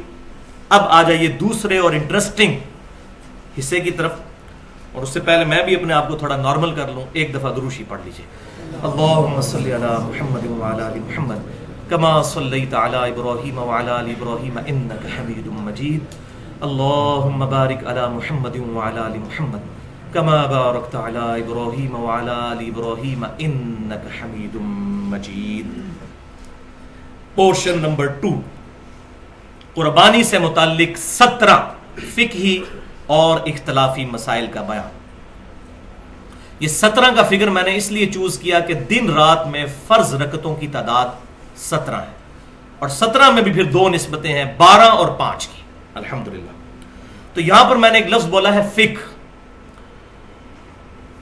ہمارے بعض کم علم لوگ سمجھتے ہیں کہ فقہ جو ہے یہ کوئی اسلام کی دشمن چیز ہے، تو ایسی بات نہیں ہے۔ فقہ اور تقلید میں فرق ہے۔ صحیح بخاری اور مسلم کی متفق علیہ حدیث ہے، اللہ تعالیٰ جس کے ساتھ بھلائی کا ارادہ فرماتا ہے اس کو دین کی فقہ عطا فرما دیتا ہے، اور اللہ تعالیٰ عطا فرماتا ہے میں تقسیم کرتا ہوں الحمدللہ۔ یہ جو آخری حصہ جو ہے ہمارے بریلوی مکتب فکر کے لوگ جو ہے وہ پکڑ کے کہ اللہ دیتا ہے اور میں تقسیم کرتا ہوں، وہ پورا کنٹیکسٹ ہی اس کو آؤٹ آف کنٹیکسٹ کر دیتے ہیں۔ یہ دین کے بارے میں، اور دین ظاہر ہے آپ نے ہی سکھایا صلی اللہ علیہ وسلم، آپ کی ہی وجہ سے دین پھیلا ہے۔ تو اس پر امام بخاری نے بھی باب باندھا ہے کہ اللہ تعالیٰ جس کے ساتھ بھلائی کا ارادہ فرماتا ہے اس کو دین کی فقہ عطا فرما دیتا ہے۔ فقہ کی اپروپریٹ ٹرانسلیشن ہے ٹرو انڈرسٹینڈنگ انگلش میں، اور اردو میں کہہ سکتے ہیں سمجھ بوجھ، صحیح چیزوں کی سمجھ بوجھ، اس کو کہتے ہیں فقہ۔ اور تقلید وہ تو کہتے ہیں پنجابی میں ٹرانسلیشن اس کی صحیح ہو سکتی ہے لائی لگ، بغیر دلیل کے کسی کی بات ماننا۔ فقہ اور تقلید تو اپوزٹ ورڈ ہے۔ فقہ کو ماننے والا مقلد ہو ہی نہیں سکتا، اور جو مقلد ہوگا کبھی فقہ کو نہیں ماننے والا ہوگا، اس نے تو اپنا دماغ بند کر دیا نا۔ تو ہم نہ مقلد ہیں اور نہ غیر مقلد، ہم متبع سنت ہیں۔ ہم الحمدللہ کتاب و سنت کو صحابہ، اہل بیت، تابعین، تبع تابعین اور سلف کے منہج کے مطابق سمجھتے ہیں الحمدللہ۔ تو اہل سنت کا منہج، اہل سنت فرقہ نہیں، نہ اہل سنت فرقہ ہے، نہ اصحاب الحدیث ہونا فرقہ ہے، یہ منہج کا نام ہے۔ اگر کوئی فرقے کے طور پہ اسے پریزنٹ کرتا ہے تو اسلام میں فرقہ واریت حرام ہے۔ اس کانٹیکسٹ میں میرے 3 امپورٹنٹ لیکچر ہیں، اور میں سمجھتا ہوں کہ میرے علم کی حد تک کسی بندے نے نہ لیکچرز میں اور نہ کتاب کی حد تک ان ایشوز کو ریزالو کیا ہے۔ پہلا لیکچر میرا مسئلہ نمبر 10 کے نام سے 50 منٹ کی گفتگو ہے اہل سنت پاک.com پر، تقلید اور اتباع سنت میں فرق کیا ہے۔ دوسرا مسئلہ نمبر 11 کے نام سے تقلید اور پہلے 300 سال کے مسلمانوں کے اسلاف، اور تیسرا لیکچر مسئلہ نمبر 31 کے نام سے اجماع کی حجیت۔ اس پہ میں نے دلائل دی ہیں کہ اکثر مسائل تو اجماع سے ثابت ہو جاتے ہیں، پھر قیاس اور اجتہاد بھی الحمدللہ اسلام میں داخل ہے، لیکن اس کا نمبر 4 آتا ہے۔ پہلے کتاب، پھر سنت، پھر اجماع اور پھر اجتہاد۔ اس میں میں نے ڈیٹیل کے ساتھ گفتگو کی ہے۔ اب یہ 17 مسائل انشاءاللہ ایک انٹلیکچوئل ترتیب کے ساتھ ہیں، الل ٹپ رینڈم نہیں ہے، ایک ترتیب جو ہونی چاہیے ایک عقل کے تقاضے کے مطابق، اس ترتیب کے ساتھ الحمدللہ۔ اور یہ انشاءاللہ قیامت تک کے لیے ہمارا ایک ایسٹ تیار ہو جائے گا، اور اس لیکچر کے بعد آپ درجنوں کتابیں اٹھا کر قربانی کے مسائل پر دیکھیں، وہ ایک طرف ہوں گی انشاءاللہ، اور یہ لیکچر فرقہ واریت سے بالا تر ہو کر یہ 17 مسائل انشاءاللہ تعالی ایک طرف دلائل کے ساتھ۔ تو آ جائیے پوائنٹ نمبر 1 کی طرف کہ قربانی واجب ہے یا سنت۔ تو میں پہلے بتا چکا کہ اہل سنت اور اہل تشیع کا اجماع ہے اس بات پر کہ حج کی قربانی تو فرض ہے یا واجب، یہ دونوں انٹرچینجبل ورڈ استعمال ہوتے ہیں۔ البتہ جو عید قربان کی قربانی ہے اس میں سوائے حنفیوں کے باقی پوری امت کا اتفاق ہے، اہل سنت کا بھی اور اہل تشیع کا بھی، کہ یہ سنت مؤکدہ ہے، تاکید شدہ سنت ہے، کوئی عام سنت نہیں۔ حنفی کہتے ہیں واجب ہے، اور ظاہر وہ حدیث بڑی سخت ہے جو میں پہلے بیان کر چکا، سنن ابن ماجہ میں، مسند امام احمد میں اور المستدرک للحاکم میں صحیح سند کے ساتھ ہے، اور امام ذہبی نے بھی موافقت کی ہے کہ جو استطاعت کے باوجود قربانی نہ کرے تو ہماری عیدگاہوں کے قریب بھی نہ پھٹکے۔ اب اس کے بعد اگر کوئی واجب کا رزلٹ نکال لے تو بعید نہیں ہے، لیکن ہم چونکہ مقلد نہیں ہیں اور نہ غیر مقلد ہیں، متبع سنت ہیں، ہم صحابہ اکرام اور اہل بیت کے فہم کے مطابق کتاب و سنت کو سمجھتے ہیں۔ تو اب کیوں ہم اس کو واجب نہیں سمجھتے؟ وہ دلیل ہے سنن الکبریٰ البہیقی میں اور مصنف عبد الرزاق میں صحیح سند کے ساتھ کہ سیدنا ابو بکر و عمر رضی اللہ تعالی عنہما دونوں خلیفۃ المسلمین بعض اوقات جان بوجھ کر قربانی چھوڑ دیا کرتے تھے، صرف اس لیے کہ کہیں لوگ اس کو واجب نہ سمجھ لیں، یعنی استطاعت کے باوجود کبھی کبھار، ہمیشہ نہیں۔ اور سنت موقدہ کی تعریف بھی یہی ہے کہ ہمیشہ چھوڑنے والا جو ہے وہ گناہگار ہوگا، کبھی کبھار چھوڑنے والا گناہگار نہیں۔ لہذا اب اس میں خصوصاً ہمارے اہل سنت میں سے جو اہل حدیث مکتبہ فکر کے لوگ ہیں ان کے لیے بہت بڑا لمحہ فکری ہے، کیونکہ اہل حدیث مکتبہ فکر کے لوگ جو ہے وہ حنفیوں کے مقابلے پر یہ بہت چیز پروپیگیٹ کرتے ہیں کہ جی حنفی اس کو واجب کہتے ہیں، حالانکہ یہ سنت ہے۔ دیکھیں ابو بکر و عمر نے چھوڑ دی۔ اب اگر ہم چند فینیٹکس قسم کے اہل حدیث علماء والا فتویٰ لگائیں کہ آپ حدیث کو چھوڑ کے ابو بکر و عمر کے پیچھے لگے ہوئے ہیں، جو یہ اکثر کہہ دیتے ہیں جب ہم ان کو کوئی صحابی کا قول بتاتے ہیں تو کہتے ہیں جی حدیث دیکھیں آپ ابو بکر و عمر کے پیچھے چل پڑیں، اور حالانکہ یہاں پر حدیث کو دیکھا جائے تو حنفی بالکل ٹھیک ہے، صرف حدیث کو کہ عیدگاہوں کے قریب بھی نہ آئے جو قربانی نہیں کرتا تو واجبیت نکلتی ہے۔ لیکن اس حدیث کا فہم صحابہ سے سمجھا کہ آپ صلی اللہ علیہ وسلم نے ڈرانے کے لیے کہا ہے، اتنی تاکید کی ہے، اس سے مراد واجبیت نہیں بلکہ سنت موقدہ ہے، اور اس کا سہارا جو ہے وہ یہی سیدنا ابوبکر و عمر کا عمل ہے۔ ورنہ حدیث پہ جائیں تو اب یہاں پر تمام اہل حدیث کہتے ہیں کہ نہیں ابوبکر و عمر نے اگر یہ کیا ہے رضی اللہ تعالیٰ عنہما تو یہی وجہ ہے۔ تو ہم بھی کہتے ہیں بھائیو داڑھی کے مسئلے میں بھی جو عبداللہ بن عمر رضی اللہ تعالیٰ عنہما اور سیدنا ابو ہریرہ دو ہی راوی ہیں، داڑیاں بڑھاؤ اور مونچھیں پست کرو، اس حدیث کے دو ہی راوی ہیں اور دونوں مٹھی کے بعد داڑھی کاٹنے کے قائل تھے اور کاٹتے تھے۔ صحیح بخاری میں ہے کہ وہ حج اور عمرے کے موقع پر عبداللہ بن عمر کاٹتے تھے، اور سنن ابی داؤد کے اندر اور الموطا امام مالک میں ہے کہ مطلقاً کاٹتے تھے۔ وہ پوری ڈیٹیل کے ساتھ میں نے گفتگو کی ہے ahlusunnatpak.com پر، ابھی تک جن علماء نے سنی کسی کے پاس جواب نہیں ہے۔ مسئلہ نمبر 33 کے نام سے 1 گھنٹے کی گفتگو ہے، داڑھی کی اہمیت اور اس کی مقدار کا بیان، اور اس میں دونوں ایکسٹریم رویے جو ہیں میں نے ان کا الحمدللہ رد کیا ہے کہ صحابہ کے فہم کو دیکھنا ہے، خام خانی کہہ دینا کہ صحابہ نے غلط کام کیا ہے، ورنہ سب سے پہلے تو تراویح کی نماز بند کروائی جائے جو بخاری اور مسلم میں حدیث ہے، نبی صلی اللہ علیہ وسلم نے 3 دن پڑھی، وہاں پھر صحابہ اکرام کی بنا لیتے ہیں، نہیں جی صحابہ نے شروع کروائی تھی، تو اب مرفوع حدیث کہاں گئی؟ تو صحابہ اکرام علیہم رضوان کا اگر کوئی عمل حضور صلی اللہ علیہ وسلم کے خلاف ہو ہمارے سینس میں وہ ریجیکٹڈ نہیں ہوگا، این ممکن ہے وہی فارم ہو اس کا، تا وقت کہ صحابہ میں اختلاف نہ ہو جائے۔ اختلاف ہو جائے پھر ہم دیکھیں گے جمہور کی رائے کیا ہے، جیسا کہ حج تمتع کے مسئلے میں عبداللہ بن عمر اور سیدنا عمر کیا اختلاف ہوا، بالکل ٹھیک ہو گیا، سیدنا عمر نے اپنا ڈیسیژن واپس لیا، جامع ترمذی میں موجود ہے۔ جہاں اختلاف کوئی نہ پایا جاتا ہو تو 14ویں صدی کے ملوں کے کہنے پر عبداللہ بن عمر کو ہم بدعتی نہیں کہہ سکتے اس مسئلے میں، والعیاذ باللہ تعالی۔ تو یہ مسئلہ میں نے یہاں پر الحمدللہ کلیئر کر دیا۔ پوائنٹ نمبر 2، قربانی کے لیے نصاب کیا ہے، یعنی کس بندے کے پاس کتنا روپیہ یا مال ہو تو وہ قربانی کرے گا۔ تو بھائیو اس پہ میں آلریڈی ایک حدیث تو بیان کر چکا کہ جس پہ استطاعت ہے وہی قربانی جو ہے وہ کرے گا۔ استطاعت میں کوئی نصاب بیان نہیں کیا آپ صلی اللہ علیہ وسلم نے، جو بھی جانور خرید سکتا ہے، لہذا یہ جو زکوٰۃ کا نصاب لگایا ہوا ہے یہ بالکل من گھڑت بات ہے، ایسی بات نہیں ہے، کوئی زکوٰۃ کا نصاب نہیں، جو بھی جانور خرید سکتا ہے، اگر انہی دنوں میں اس کے پاس اتنا پیسہ آ گیا کہ وہ جانور خرید سکتا ہے، چاہے وہ صاحب نصاب نہیں بھی ہے زکوٰۃ کے حوالے سے، تب بھی اس نے قربانی کرنی ہوگی، سنت موقدہ ہے۔ اب یہاں پر بعض لوگوں نے آج کل بڑے مجھے فون بھی آ رہے ہوتے ہیں، جی جناب ہم تو مقروض ہیں، تو سنا ہے کہ مقروض کے اوپر جو ہے وہ قربانی نہیں ہے۔ بھائی دنیا میں کون سا بندہ ہے جو مقروض نہیں ہے؟ آپ نے جو کمیٹیاں ڈالی ہوتی ہیں لاکھ 2 لاکھ کی، تو مقروض ہی تو ہوتے ہیں، تیسری کمیٹی لے کر بیٹھ جاتے ہیں، ابھی پیچھے 15 کمیٹیاں باقی ہوتی ہیں تو قرض ہوتا ہے آپ پر، اس حساب سے تو دنیا میں کسی پر بھی قربانی نہیں بنے گی۔ یہ مقروض شروع والی یہ سب من گھڑت اور فراڈ والی باتیں ہیں، کوئی ایسی بات نہیں ہے، قرضہ تو ہر بندے پر ہے۔ اور دوسری طرف حال یہ ہے کہ اگر سالی کی شادی آ جائے تو قرضہ بھی اٹھا کر جو ہے وہ بیوی بچوں کو کپڑے اور جوتیاں لے کر دیں گے، اور کوئی سرمنی آ جائے سارے کام کریں گے، لیکن قربانی میں جی میں تو مقروض ہوں۔ تو قرض بھی اگر اٹھانا پڑتا ہے کسی بندے کو، قربانی کرے وہ، اگر وہ سمجھتا ہے کہ میں اتار سکتا ہوں، قرض تو ہم سب اٹھاتے ہیں، جو کمیٹی ڈالی ہوتی ہے قرض ہی تو اٹھایا ہوتا ہے، ہمیں پتہ ہوتا ہے کہ ہم آہستہ آہستہ کر کے لوٹا دیں گے۔ تو اگر آپ کو قرض ملتا ہے تو ضرور قربانی کریں، کیونکہ وعید اس معاملے میں بہت سخت ہے۔ لیکن اگر کوئی بیچارہ بہت ہی مفلس ہے اور نہیں کر سکتا بیچارہ، تو وہ میں پہلے حدیث بتا چکا، سنن ابی داؤد، سنن نسائی اور المستدرک الحاکم میں صحیح سند کے ساتھ ہے، اور امام ذہبی نے بھی موافقت کی ہے کہ آپ صلی اللہ علیہ وسلم نے فرمایا کہ جس میں استطاعت نہیں ہے وہ پھر عید والے دن اپنے ناخن کاٹ لے اور بغلوں کے بال اور زیر ناف بال صاف کر لے، اور اس میں امپلائڈ ہے کہ پھر وہ یکم ذی الحجہ سے لے کر قربانی تک، قربانی کے دن تک، عید کی نماز تک یہ بال نہیں کاٹے گا، تو اللہ تعالیٰ اسے پوری قربانی کا ثواب انشاءاللہ عطا فرما دے گا۔ پوائنٹ نمبر 3، کہ ایک خاندان کے ایک فرد پر قربانی ہے یا سب نے ہی قربانی کرنی ہے؟ یہ بھی آج کل بڑا کریٹیکل ایشو ہے. یہ ساروں نے قربانی کرنی ہے؟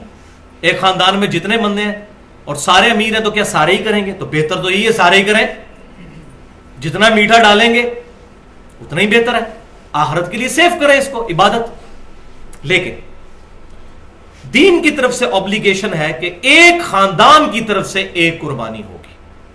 ایک خاندان، ایک فیملی. اب فیملی یہ نہیں ہے کہ 5 بھائی ایک گھر میں شادی شدہ رہ رہے ہیں تو یہ ایک فیملی ہے. نہیں، ایک شادی شدہ بندہ اور اس کے بچے، یہ ایک فیملی ہے. ایک گھر میں اگر 5 بھائی ہیں تو یہ 5 فیملیز ہیں، الگ الگ اپنی قربانی دیں گے. یہ نہیں ہے نہیں جی ہم تو ابا جی کو تنخواہ دیتے ہیں، ایک ابا جی نے قربانی کر دی سب کی طرف سے ہوگی. نہیں، باقی خرچے لادہ لادہ ہیں، قربانی کی باری ہے تو ابا جی دیں گے. نہیں، تو ایک خاندان، میاں بیوی اور بچے، وہ ایک خاندان تصور ہوں گے، ان کی طرف سے ایک قربانی. اور وہ ثبوت جامعہ ترمذی اور سنن ابن ماجہ میں صحیح سند کے ساتھ حدیث ہے. عطا بن یسار تابعی کہتے ہیں کہ میں نے سیدنا ابو ایوب انصاری جو نبی صلی اللہ علیہ وسلم کے میزبان تھے ان سے پوچھا کہ آپ صلی اللہ علیہ وسلم کے زمانے مبارک میں آپ لوگ قربانی کس طرح دیا کرتے تھے؟ تو انہوں نے کہا کہ آپ صلی اللہ علیہ وسلم کے مبارک زمانے میں ہم میں سے ہر شخص ایک خاندان کی طرف سے ایک ہی بکری قربان کیا کرتا تھا، اور وہ اس کے اور اس کے گھر والوں کی طرف سے تصور ہوتی تھی. لیکن بعد میں پھر صورتحال خراب ہوگی اور لوگ باہم فخر کرنے کے لیے ایک سے زیادہ قربانیاں کرنا شروع کر دیں، جس کا ذکر اگلی حدیث میں موجود ہے سنن ابن ماجہ میں ہی اور المستدرک للحاکم میں صحیح سند کے ساتھ. اور امام ذہبی نے بھی موافقت کی ہے کہ حذیفہ بن اسید رضی اللہ تعالیٰ عنہ کہتے ہیں کہ میرے گھر والوں نے مجھے اکسایا، حالانکہ میں یہ جانتا تھا کہ سنت یہ ہے کہ پورے گھر کی طرف سے ایک قربانی کی جائے، ایک بکری. لیکن میرے گھر والے مجھے اکساتے ہیں کہ میں زیادہ قربان کروں تاکہ لوگوں میں فخریہ طور پر یہ بات. یہ صحابہ کے زمانے میں یہ کام شروع ہو گیا، کیونکہ امت کا فتنہ تو مال ہے نا. تو پھر وہ صحابی کہتے ہیں کہ اب ہم زیادہ قربانیاں کرتے ہیں، اگر نہ کریں تو لوگ ہمیں کہتے ہیں یہ کنجوس ہے. اس زمانے میں بات ہو رہی ہے، کنجوس کہتے ہیں. تو یہاں پر یہ بات بھی سمجھ لیجئے کہ جو بیرون ملک لوگ آباد ہیں وہ گھر والوں کو یہاں پیسہ بھیجتے ہیں تو وہاں ان کو قربانی پھر کرنے کی ضرورت نہیں ہے. بیوی بچے ادھر ہیں، ماں باپ ادھر ہیں، تو وہاں سے پیسے بھجوا دیے تو اس کی طرف سے قربانی ہوگی. وہ خاندان کا سربراہ ہے، یہ نہیں ہے کہ اس نے لادہ ادھر قربانی کرنی ہے. اسی طریقے سے فطرانے کے پیسے، باقی چیزیں جو ہیں وہ یہاں پر اگر کوئی بھجوا دیتا ہے تو یہاں پر دے دیں گے تو ادا ہو جائے گی. تو یہ الحمدللہ میں نے مسئلہ ساتھ کلیئر کر دیا کیونکہ یہ اکثر لوگ پوچھتے ہیں. پوائنٹ نمبر 4 کہ جانوروں کی کون سی اسپیشیز ہیں جن کی قربانی لگ سکتی ہے. تو سورۃ الانعام کی آیت نمبر 143 اور 144 میں وہ 4 اسپیشیز بتائی گئی ہیں، اور صحیح بخاری اور صحیح مسلم میں بھی ڈیٹیل موجود ہے. اور سورۃ الحج کے اندر اشارتاً ہے کہ بہیمۃ الانعام یعنی بے زبان مویشی جو ہیں، ان مویشیوں کی ڈیٹیل پھر سورۃ الانعام کی 143 اور 44 نمبر آیت میں ہے. تو یہ ٹوٹل قرآن اور سنت کی روشنی میں 5 قسم کے جانور ہیں جن کی قربانی لگ سکتی ہے. نمبر 1 دمبا، مینڈا بھی ہم کہتے ہیں. نمبر 2 بھیڑ، نر اور مادہ دونوں شامل ہیں، وہ آگے حدیث آ بھی جائے گی. نمبر 3 بکرا یا بکری. نمبر 4 گائے، اور نمبر 5 اونٹ. مگر اس میں شرط یہ ہے، صحیح مسلم میں حدیث ہے کہ قربانی نہیں لگے گی مگر مسنہ کی. مسنہ عربی میں کہتے ہیں دوندے جانور کو، 2 دانتوں والا، یعنی چھوٹے چھوٹے جو دانت گر کے یہاں پر 2 دانت بڑے نکلے ہوئے ہوتے ہیں. آپ اگر یہ دیکھیں نیچے ان کے 2 بڑے دانت نکلے ہوئے ہوتے ہیں. تو مسنہ کی قربانی لگے گی، دوندے جانور کی قربانی ہوگی. اور اس حدیث میں 7 ہی الفاظ موجود ہیں کہ مگر اگر کسی کو دوندا جانور نہ ملے تو جزع عربی لفظ ہے جو ایسی بھیڑ کے لیے یا دمبے کے لیے بولا جاتا ہے جس کی عمر 6 ماہ سے لے کر 1 سال تک ہوتی ہے، جس کو پکا کھیرا کہتے ہیں ہم. یعنی دوندا تو نہیں ہوگا لیکن مضبوط قسم کا. اور اس میں موسٹ پروبیبل جو زیادہ اتفاق رائے ہے وہ 1 سال کی عمر ہے، چاہے دوندا نہ بھی ہو. امام ترمذی بھی یہ حدیث صحیح مسلم والی لے کر آئے ہیں جامعہ ترمذی میں، اور اس کے تحت انہوں نے لکھ دیا کہ اس پر اجماع ہے کہ بھیڑ اور دمبا تو لگ جائے گا، کھیرا بھی بغیر دوندا اگر وہ 1 سال تک عمر کا ہے، لیکن بکری نہیں لگے گی، بکرا نہیں لگے گا. یہ جو کہتے ہیں جی پکا کھیرا جی لے جاؤ، نہیں وہ نہیں لگے گا. تو یہ بات بھی سمجھ لیجئے کہ بکری، دمبا اور بھیڑ وغیرہ یہ دوسرے سال میں جا کر دوندا ہوتے ہیں. یعنی ایک سال گزارنے کے بعد جب دوسرے سال میں انٹر ہوتے ہیں, بعض 13 ماہ میں, بعض 14 ماہ میں.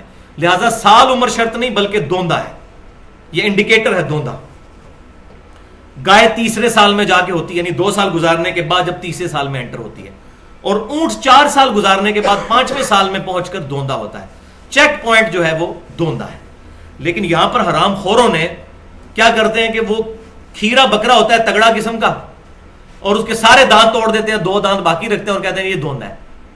حالانکہ وہ جو 2 دانت ہوتے ہیں نا دوندے کے, وہ بہت بڑے 2 دانت ہوتے ہیں.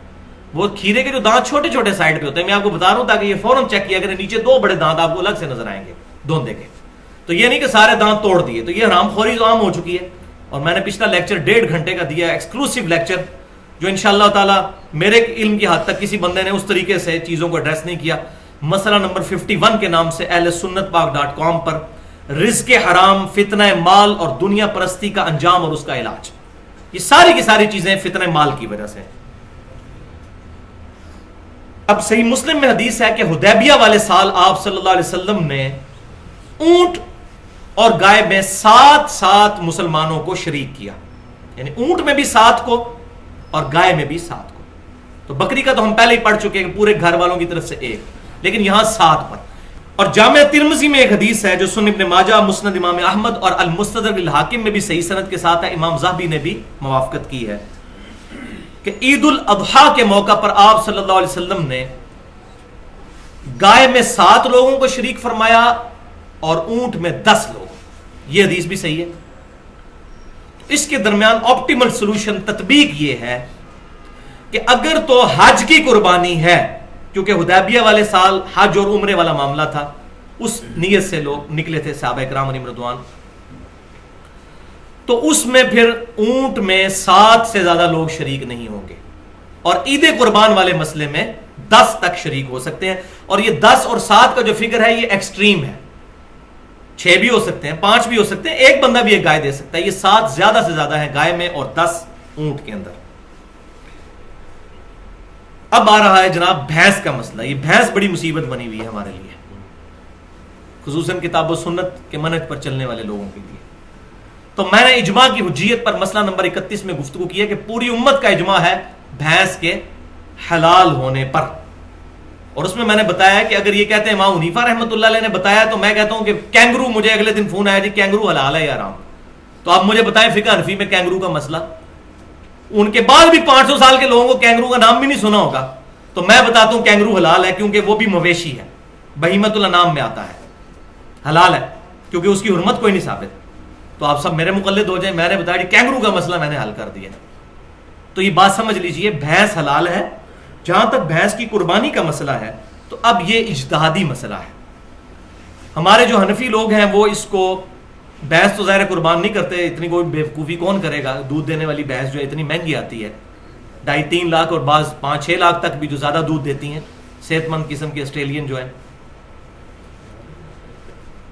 تو وہ قربان کرتے ہیں بھینس کا نر, اس کو ہم کٹا کہتے ہیں پنجابی زبان کے اندر. بیل کا لفظ تو بولا جاتا ہے جی اس کے لیے, گائے کے میل کے لیے. تو وہ کرتے ہیں قربان. تو اس میں اب مسئلہ یہ ہے کہ یہ مسئلہ ہے اجتہادی. اب اس میں میری اپنی رجوع کے اجتہاد میں اختلاف ہو سکتا ہے, اگر کوئی کر لیتا ہے تو ہم اس پہ کوئی بدعت کا فتویٰ نہیں لگاتے. میری اپنی پرسنل رائے یہ ہے کہ بھینس کی قربانی سے پرہیز کرنے میں ہی عافیت ہے. اس کی وجہ یہ ہے کہ قرآن پاک میں جو ڈیٹیل مویشی بتائے گئے ہیں, اب اس کے علاوہ بھی کئی مویشی ہیں جو حلال ہیں. نیل گائے حلال ہے, ہرن, اگر کوئی ہے جی ہرن اور بکری تقریباً ملتے جلتے ہیں تو ہرن کی قربانی بھی, اب یہ تو حنفی بھی نہیں مانتے. لہٰذا قیاس جو ہے اس مسئلے میں کرنے سے بچا جائے. قیاس کو ہم اسلام کا حصہ مانتے ہیں, لیکن کتاب و سنت اجماع میں اگر کوئی بات نہ ملے تو. لیکن اگر کوئی بھینس کی قربانی کر لیتا ہے, ہم اس پہ فتویٰ کوئی نہیں لگاتے اس مسئلے میں, کیونکہ مسئلہ اتنا کلیئر نہیں ہے. تو یہ الزامی جواب میں نے ہرن والا بھی بتا دیا کہ اس کو اگر بکری کے حکم میں داخل کیا جائے تو پھر ہرن کی قربانی بھی لگ جاتی ہے. پوائنٹ نمبر 5, کہ کون سے عیب ایسے ہیں کہ جن کی وجہ سے قربانی نہیں کی جائے گی اگر وہ جانور میں پائے جاتے ہوں. تو اس میں پہلی حدیث سنن نبی داؤد, جامع ترمذی, سنن نسائی اور سنن ابن ماجہ میں صحیح سند کے ساتھ ہے کہ آپ صلی اللہ علیہ وسلم نے 4 قسم کے جانوروں کی قربانی کرنے سے منع فرما دیا ہے. نمبر 1, کانا جانور. نمبر 2 بیمار جانور، نمبر 3 جو واضح طور پر لنگڑا ہو. یہ کانے سے مراد تھوڑا سا کانا نہیں، جو واضح طور پر کانا ہو، اور بیمار بھی واضح طور پر ہو، لنگڑا بھی واضح طور پر. اور چوتھا لاغر قسم کا، بالکل مریل قسم کا اگر کوئی جانور ہے جس کی ہڈیوں پر گوشت ہی نہیں ہے تو وہ اس کی قربانی نہیں لگے گی، کیونکہ اللہ از دا ٹاپ پرائورٹی. دوسری حدیث جامعہ ترمذی، سنن ابی داؤد اور سنن نسائی کے اندر موجود ہے.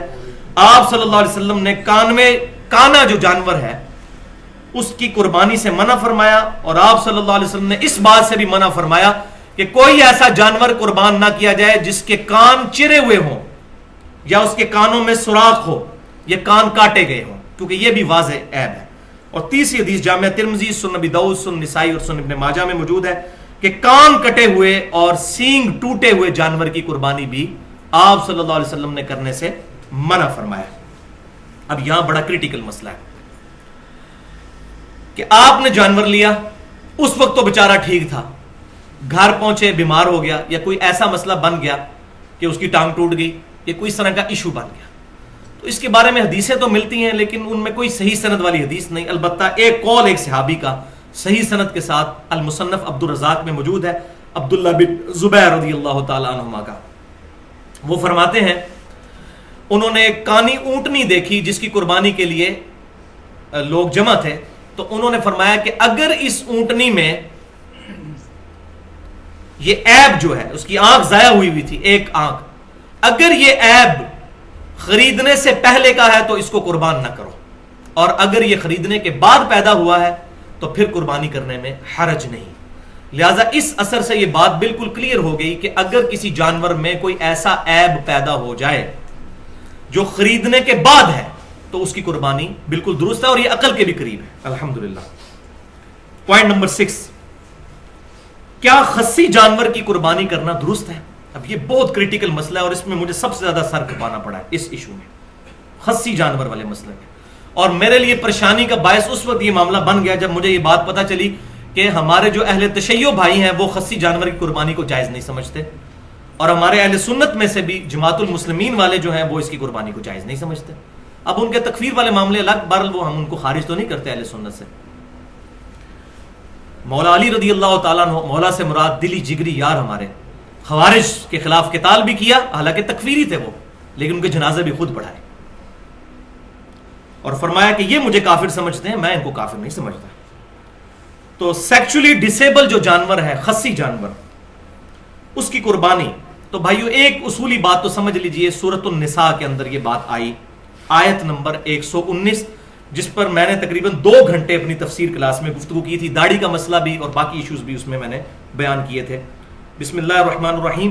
شیطان جو ہے وہ کہتا ہے کہ میں کیا کیا حربے آزماؤں گا، ان میں سے ایک حربہ یہ تھا وَلَآمُرَنَّهُمْ فَلْيُبَتِّكُنَّ آذَانَ الْأَنْعَامِ، میں ضرور ان کو حکم دوں گا کہ یہ جانوروں کے کان چیریں گے. یعنی اللہ نے تو صحیح کان بنائے لیکن یہ کان چیریں گے، بتوں کے نام پر چھوڑیں گے، خلقت کو بگاڑیں گے. وَلَآمُرَنَّهُمْ، اور میں ضرور انہیں حکم دوں گا، شیطان نے کہا، فَلْيُغَيِّرُنَّ خَلْقَ اللَّهِ، تو پس ضرور یہ اللہ کی بنائی ہوئی تخلیق کو بدل دیں گے.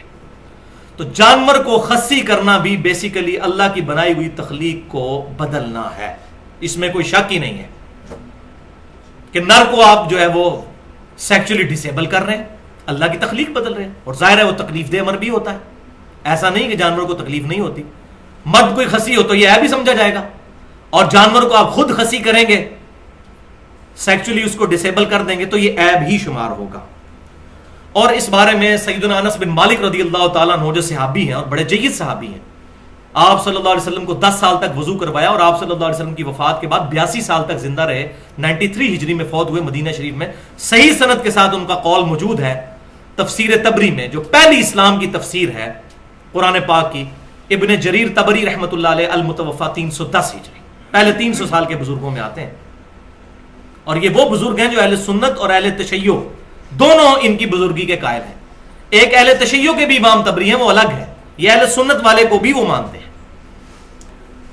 تو انہوں نے صحیح سند کے ساتھ انس بن مالک کا قول نقل کیا ہے اسی آیت کے کانٹیکسٹ میں کہ وہ کہتے ہیں کہ جانوروں کو خصی نہیں کرنا چاہیے.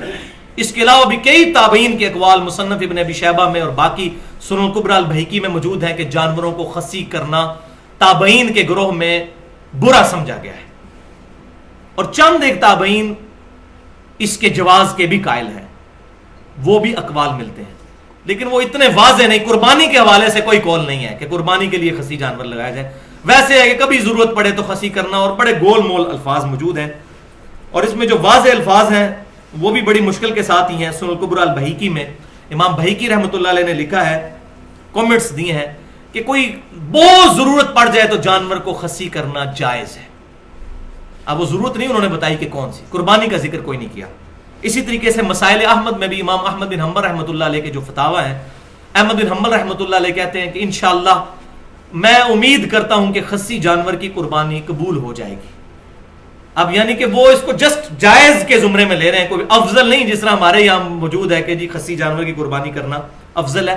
اور وہ مسکنسیپشن آئی اس ضعیف روایت کی وجہ سے جو سنن نبی داؤد، سنن ابن ماجہ اور مسند امام احمد میں ہے کہ آپ صلی اللہ علیہ وسلم نے 2 خصی مینڈے قربان کیے۔ یہ پکی ضعیف روایت ہے کیونکہ اس میں شریک بن عبداللہ القاضی جو ہیں وہ مدلس ہیں اور ان سے روایت کر رہے ہیں، اور صحیح مسلم کے مقدمے میں پیٹ رول ہے کہ مدلس کی ان والی روایت ہے جو ضعیف ہوتی ہے جب تک سما کی تصریح موجود نہ ہو، اور یہی وہ سکم ہے جو اس حدیث میں بھی ہے سنن نبی داؤد کی کہ آپ صلی اللہ علیہ وسلم سجدے میں جاتے وقت پہلے گھٹنے لگاتے تھے بعد میں ہاتھ۔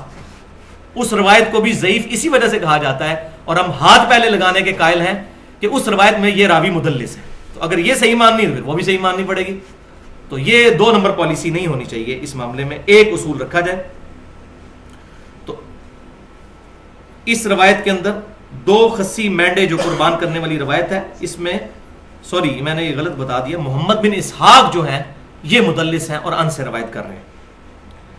اچھا، اب اس میں کنکلوژن کیا ہے، آج ہم کس رزلٹ پر پہنچے؟ تو اس معاملے میں میرا پوائنٹ آف ویو یہ ہے کہ بہتر یہی ہے کہ خصی جانور کی قربانی سے اوائڈ کیا جائے۔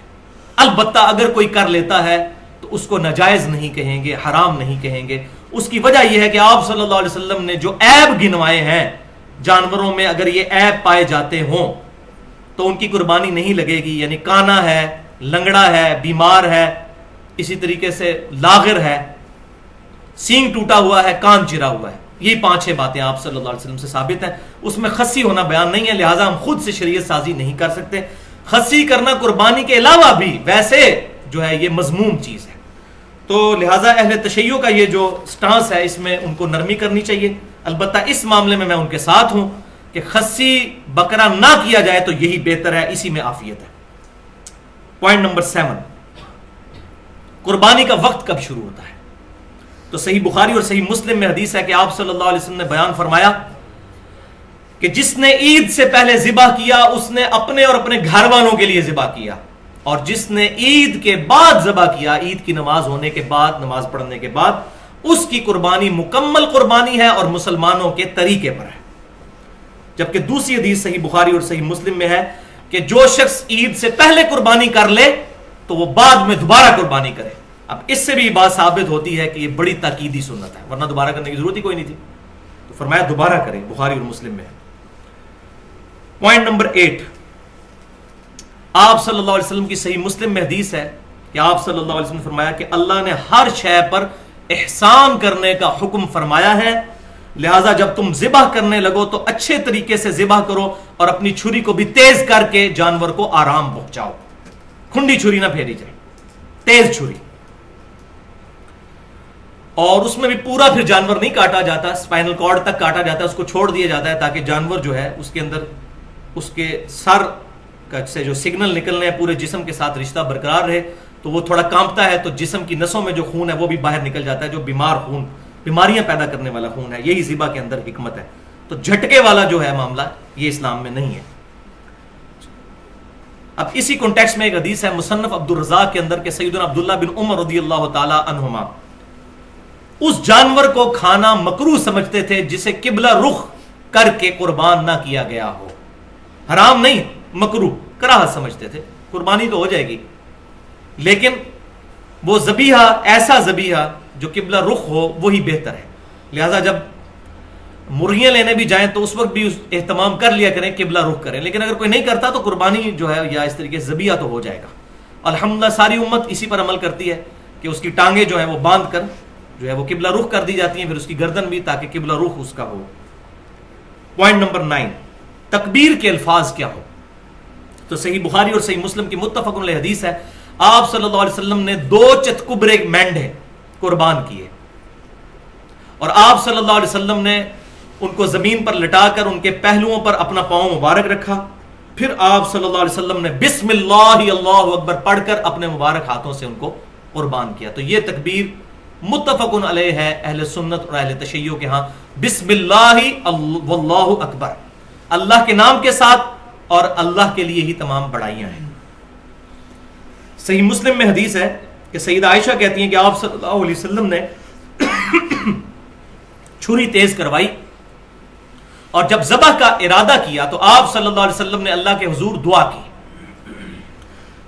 بسم اللہ، اللہ کے نام کے ساتھ، اللہم تقبل من محمد صلی اللہ علیہ وسلم و آل محمد صلی اللہ علیہ وسلم، اے اللہ اسے قبول فرما محمد صلی اللہ علیہ وسلم کی طرف سے اور آل محمد صلی اللہ علیہ وسلم کی طرف سے، یعنی پورے گھر کی طرف سے، اور آپ صلی اللہ علیہ وسلم کی کم از کم 9 بیویاں تو تھی، پورے گھر والوں کی طرف سے آپ صلی اللہ علیہ وسلم نے ایک، اس میں الفاظ موجود ہے، سینگوں والا چتکبرا مینڈا قربان کیا، اور ساتھ ہی حضرت عائشہ نے بتایا چتکبرے سے مراد یہ ہے کہ اس کی پیٹ، آنکھیں اور ٹانگوں پر کالے نشانات تھے، جس کو ہم کہتے ہیں کالا چٹا، چتکبرا مینڈا قربان کیا، اور پھر فرمایا اللہم تقبل من محمد و آل محمد و من امت محمد صلی اللہ علیہ وسلم، اور ساتھ فرمایا امت محمد صلی اللہ علیہ وسلم کی طرف سے بھی اللہ قبول فرما۔ یہ صحیح مسلم کے الفاظ ہیں۔ لہذا یہاں پر جو آپ صلی اللہ علیہ وسلم نے پوری امت کا ذکر کیا تو یہ آپ صلی اللہ علیہ وسلم کی خصوصیت ہے، کیونکہ آپ صلی اللہ علیہ وسلم پوری امت کے روحانی باپ ہیں۔ النبی اولا بالمؤمنین من انفسہم، نبی صلی اللہ علیہ وسلم مومنین کی جانوں سے بھی زیادہ ان پر حق رکھتے ہیں، اور آپ صلی اللہ علیہ وسلم کی بیویاں امت کی مائیں ہیں، تو اگر وہ امت کی مائیں ہیں تو آپ صلی اللہ علیہ وسلم امت کے روحانی باپ ہیں۔ سورۃ الاحزاب کی آیت ہے، اس کے تحت اب کوئی شخص یہ دعا پڑھ سکتا کہ پوری امت کی طرف سے قبول فرما، ورنہ تو باقیوں کی طرف سے قربانی گئی نا، تو یہ آپ صلی اللہ علیہ وسلم کی خاصیت ہے۔ اسی کانٹیکسٹ میں اگلا پوائنٹ نمبر 10 ہے، یہ روایت ہے جس کی وجہ سے تھوڑا ایشو آج کل چل نکلا ہے، وہ جامعہ ترمذی اور سنن نبی داؤد میں ہے، اور یہ ضعیف روایت ہے، اور یہ وہ روایت ہے جس میں وہ سکم ہے جو میں پہلے بیان کر چکا کہ سیدنا علی رضی اللہ تعالیٰ عنہ کہتے ہیں کہ آپ صلی اللہ علیہ وسلم نے مجھے وصیت فرمائی تھی کہ میں ہر سال ایک مینڈا آپ صلی اللہ علیہ وسلم کی طرف سے قربان کروں، تو 2 مینڈے سیدنا علی رضی اللہ تعالیٰ عنہ دیا کرتے تھے، ایک اپنی طرف سے اور ایک آپ صلی اللہ علیہ وسلم کی طرف سے، آپ صلی اللہ علیہ وسلم کی وفات کے بعد۔ تو اس حدیث میں وہی شریک بن عبداللہ القاضی جو ہیں وہ مدلس راوی ہیں اور ان سے روایت کر رہے ہیں، اور مدلس کی ان والی روایت ضعیف ہوتی ہے جب تک سما کی تصریح نہ ہو۔ صحیح مسلم کے مقدمے میں یہ پیٹ رول ہے، اور یہی رول ہے جس کی وجہ سے وہ خطرناک روایت بھی ضعیف ثابت ہوتی ہے جو مسند امام احمد میں ہے، اور الادب المفرد امام بخاری کی اس میں بھی موجود ہے، اور مشکات المصابی میں بھی انٹرنیشنل نمبرنگ کے مطابق 4902 نمبر حدیث ہے۔ اب یہ حدیث میں اس لیے کہہ رہا ہوں کہ وہ روایت درج ہے لیکن یہ ضعیف ہے، کہ آپ صلی اللہ علیہ وسلم نے فرمایا جو شخص اپنے جاہلی نسب پر فخر کرے تو اس کو کہو کہ اپنے باپ کا عضو تناسل کاٹ کے اپنے منہ میں رکھ لو، اور یہ بات کنائے سے نہ کرو، ڈائریکٹ کرو، ولیعوذ باللہ۔ آپ صلی اللہ علیہ وسلم کبھی یہ بات نہیں فرما سکتے۔ وَإِنَّكَ لَعَلَىٰ خُلُقٍ عَظِيمٍ، اور بخاری مسلم کی متفق علیہ حدیث ہے، آپ صلی اللہ علیہ وسلم میں کنواری لڑکیوں سے زیادہ شرم و حیا تھی، یہ ہو ہی نہیں سکتا۔ تو اس روایت میں حسن بصری مدلس ہیں اور ان سے روایت کر رہے ہیں، اگر یہ کسی نے صحیح ماننی ہے پھر وہ بھی صحیح مانے گا، تو یہ روایت بالکل ضعیف ہے۔ اور امام ترمذی رحمۃ اللہ علیہ بھی اس روایت کے تحت 1495 نمبر روایت کے تحت ایک مسئلہ بھی انہوں نے سالو کیا ہے کہ عبداللہ بن مبارک رضی اللہ تعالیٰ عنہ کا قول ہے رحمۃ اللہ علیہ، جو تبع تابعین میں سے ہیں، المتوفا 181 ہجری، امام حنیفہ رحمۃ اللہ علیہ کے شاگردوں میں سے ہیں، وہ کہتے ہیں کہ میت کی طرف سے قربانی کرنا درست نہیں ہے اس حدیث کے کانٹیکسٹ میں، یعنی انہوں نے اگر اس حدیث کو لیا بھی تو نبی صلی اللہ علیہ وسلم کے ساتھ خصوصیت کے طور پہ کہ آپ صلی اللہ علیہ وسلم کی طرف سے چلو قربانی کر دی، کسی کو اگر ذوق کلیئر نہیں اس حدیث کا، کوئی بدعت کا فتویٰ نہیں، آج بھی کوئی کر لیتا ہے جس کو یہ بات پتہ نہیں ہے، ہاں پتہ چل جائے پھر بچنے میں عافیت ہے، بدعت کا فتویٰ ہم پھر بھی نہیں لگاتے۔ تو عبداللہ بن مبارک کہتے ہیں کہ میت کی طرف سے قربانی نہ کی جائے، البتہ میت کی طرف سے جو جانور ذبح کیا جائے گا وہ صدقہ پھر ہوگا.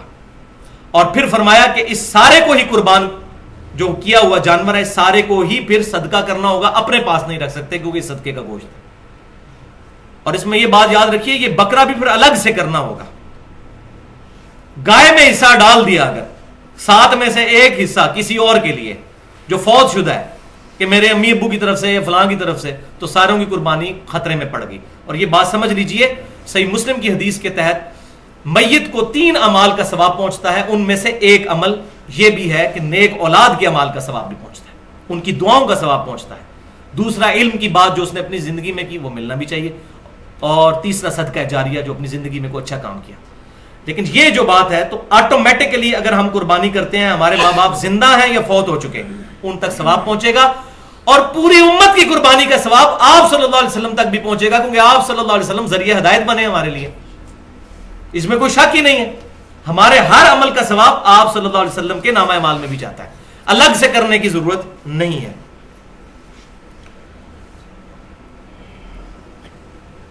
اب جناب کریٹیکل مسئلہ ایک اور آ رہا ہے, پوائنٹ نمبر 11. کیا قربانی میں عقیقہ والا معاملہ بھی شامل کیا جا سکتا ہے یا نہیں؟ کیونکہ اکثر ہمارے معاشرے میں ہو رہا ہے کہ وہ 6 حصے رکھے ہوتے ہیں گائے کے, اور 7واں رکھ دیتے ہیں قربانی کے ساتھ 7واں عقیقے کا بھی. لڑکی ہو تو 1 رکھ دیا, لڑکا ہوا تو 2. حالانکہ دنیا کی کسی حدیث کی کتاب میں ضعیف سند کے ساتھ بھی کوئی ایسی روایت موجود نہیں ہے کہ یہ معاملہ کیا جائے گا عقیقے میں. عقیقے میں تو پوری جان دینی ہے. اب عقیقے کا مسئلہ بھی سن لیجئے. صحیح بخاری میں حدیث ہے, آپ صلی اللہ علیہ وسلم نے فرمایا لڑکے کے پیدا ہونے پر عقیقہ ہے اس کی طرف سے خون بہاؤ, یعنی پورا جانور لڑکے کے بدلے ایک جانور قربان کرنا ہے. اور وہ میں اپنی طرف سے نہیں کہہ رہا, جامعہ ترمذی, سنن نبی داؤد اور سنن نسائی میں صحیح سند کے ساتھ ہے. آپ صلی اللہ علیہ وسلم نے فرمایا بچہ اپنے عقیقے کے عوض گروی ہوتا ہے, 7ویں دن اس کا عقیقہ کرو. گروی کیا ہے؟ پوری جان دینی, جان کے بدلے جان. اس کا عقیقہ کرو 7ویں دن, اس کا نام رکھو اور اس کا سر مڈاؤ. یہ 3 کام کرو. اور تیسری حدیث جامعہ ترمذی, سنن نبی داؤد اور سنن نسائی میں موجود ہے.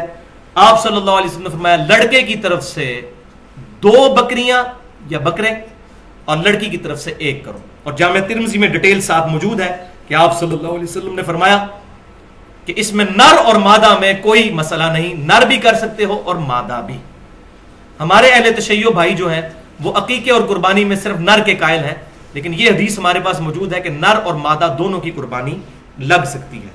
البتہ نر کا ہونا زیادہ بہتر ہوگا, کیونکہ سیدنا اسماعیل علیہ السلام کے لیے مینڈا ہی اتارا گیا تھا آسمان سے. تو یہ عقیقے والا مسئلہ میں نے کلیئر کیا.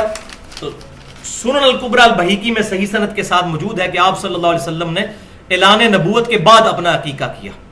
اس سے یہ بات ثابت ہوئی کہ اگر کسی شخص کو زندگی میں عقیقہ کرنے کی استطاعت نہیں ملی, اس کے ماں باپ کو نہیں تھی, بعد میں اس کو مل گئی, تو اب وہ اپنا عقیقہ خود کر سکتا ہے بڑی عمر میں بھی پہنچ کر. لیکن جان بوجھ کر لیٹ کرنا, جی منڈے دا چاچا آ رہا ہے تو منڈے دا تایا پہ آندا ہے باہروں, تو عید تو بات کریں گے, فلانے تو بات کریں گے, یہ بات نہیں. ورنہ وہ اس کے بعد تو عام صدقہ ہوگا. 7ویں دن ہی عقیقہ کرنا ہے. یعنی بچہ اگر سوموار کو پیدا ہوا تو عقیقہ اتوار کو ہوگا, بچہ اگر اتوار کو پیدا ہوا تو عقیقہ ہوگا ہفتے والے دن, 7ویں دن. اور رات میں اگر بچہ پیدا ہوا ہے تو وہ اسلامی دن جو ہے وہ مغرب سے شروع ہو جاتا ہے, اس کا بھی اعتبار کرنا ہوگا.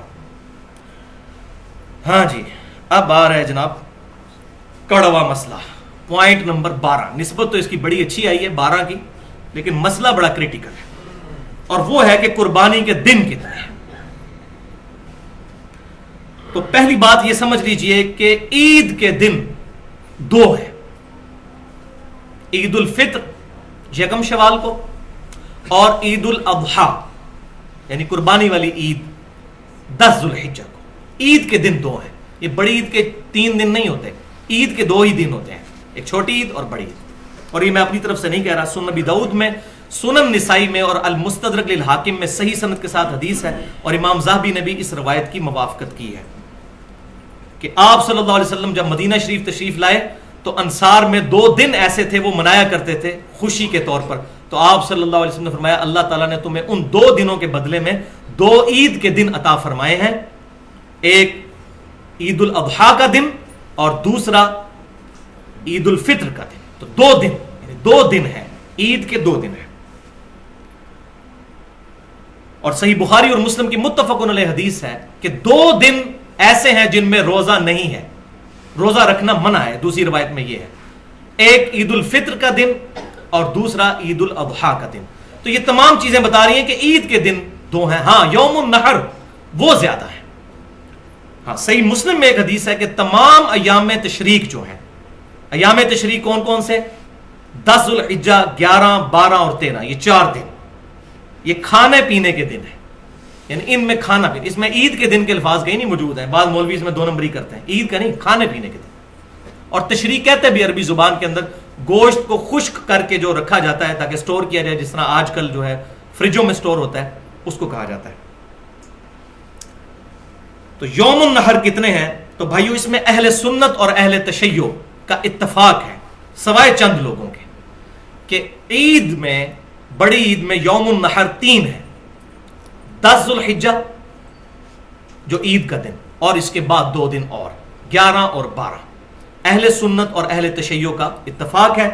البتہ اہل سنت میں سے ایک گروہ جو اصحاب الحدیث یا اہل حدیث اپنے آپ کو کہتے ہیں، ان میں سے چند علماء کی یہ رائے ہے، اور وہ ظاہر ہے کہ ضعیف روایتوں کی وجہ سے ہوئی. ضعیف روایتیں ہی اصل میں فتنہ کھڑا کرتی ہیں سارا. اور میری پوری گفتگو ہے مسئلہ نمبر 36 کے نام سے اہل سنت پاک.com پر 1 گھنٹہ 25 منٹ کی گفتگو، ضعیف الاسناد اور من گھڑت احادیث کے فتنے کا تحقیقی جائزہ.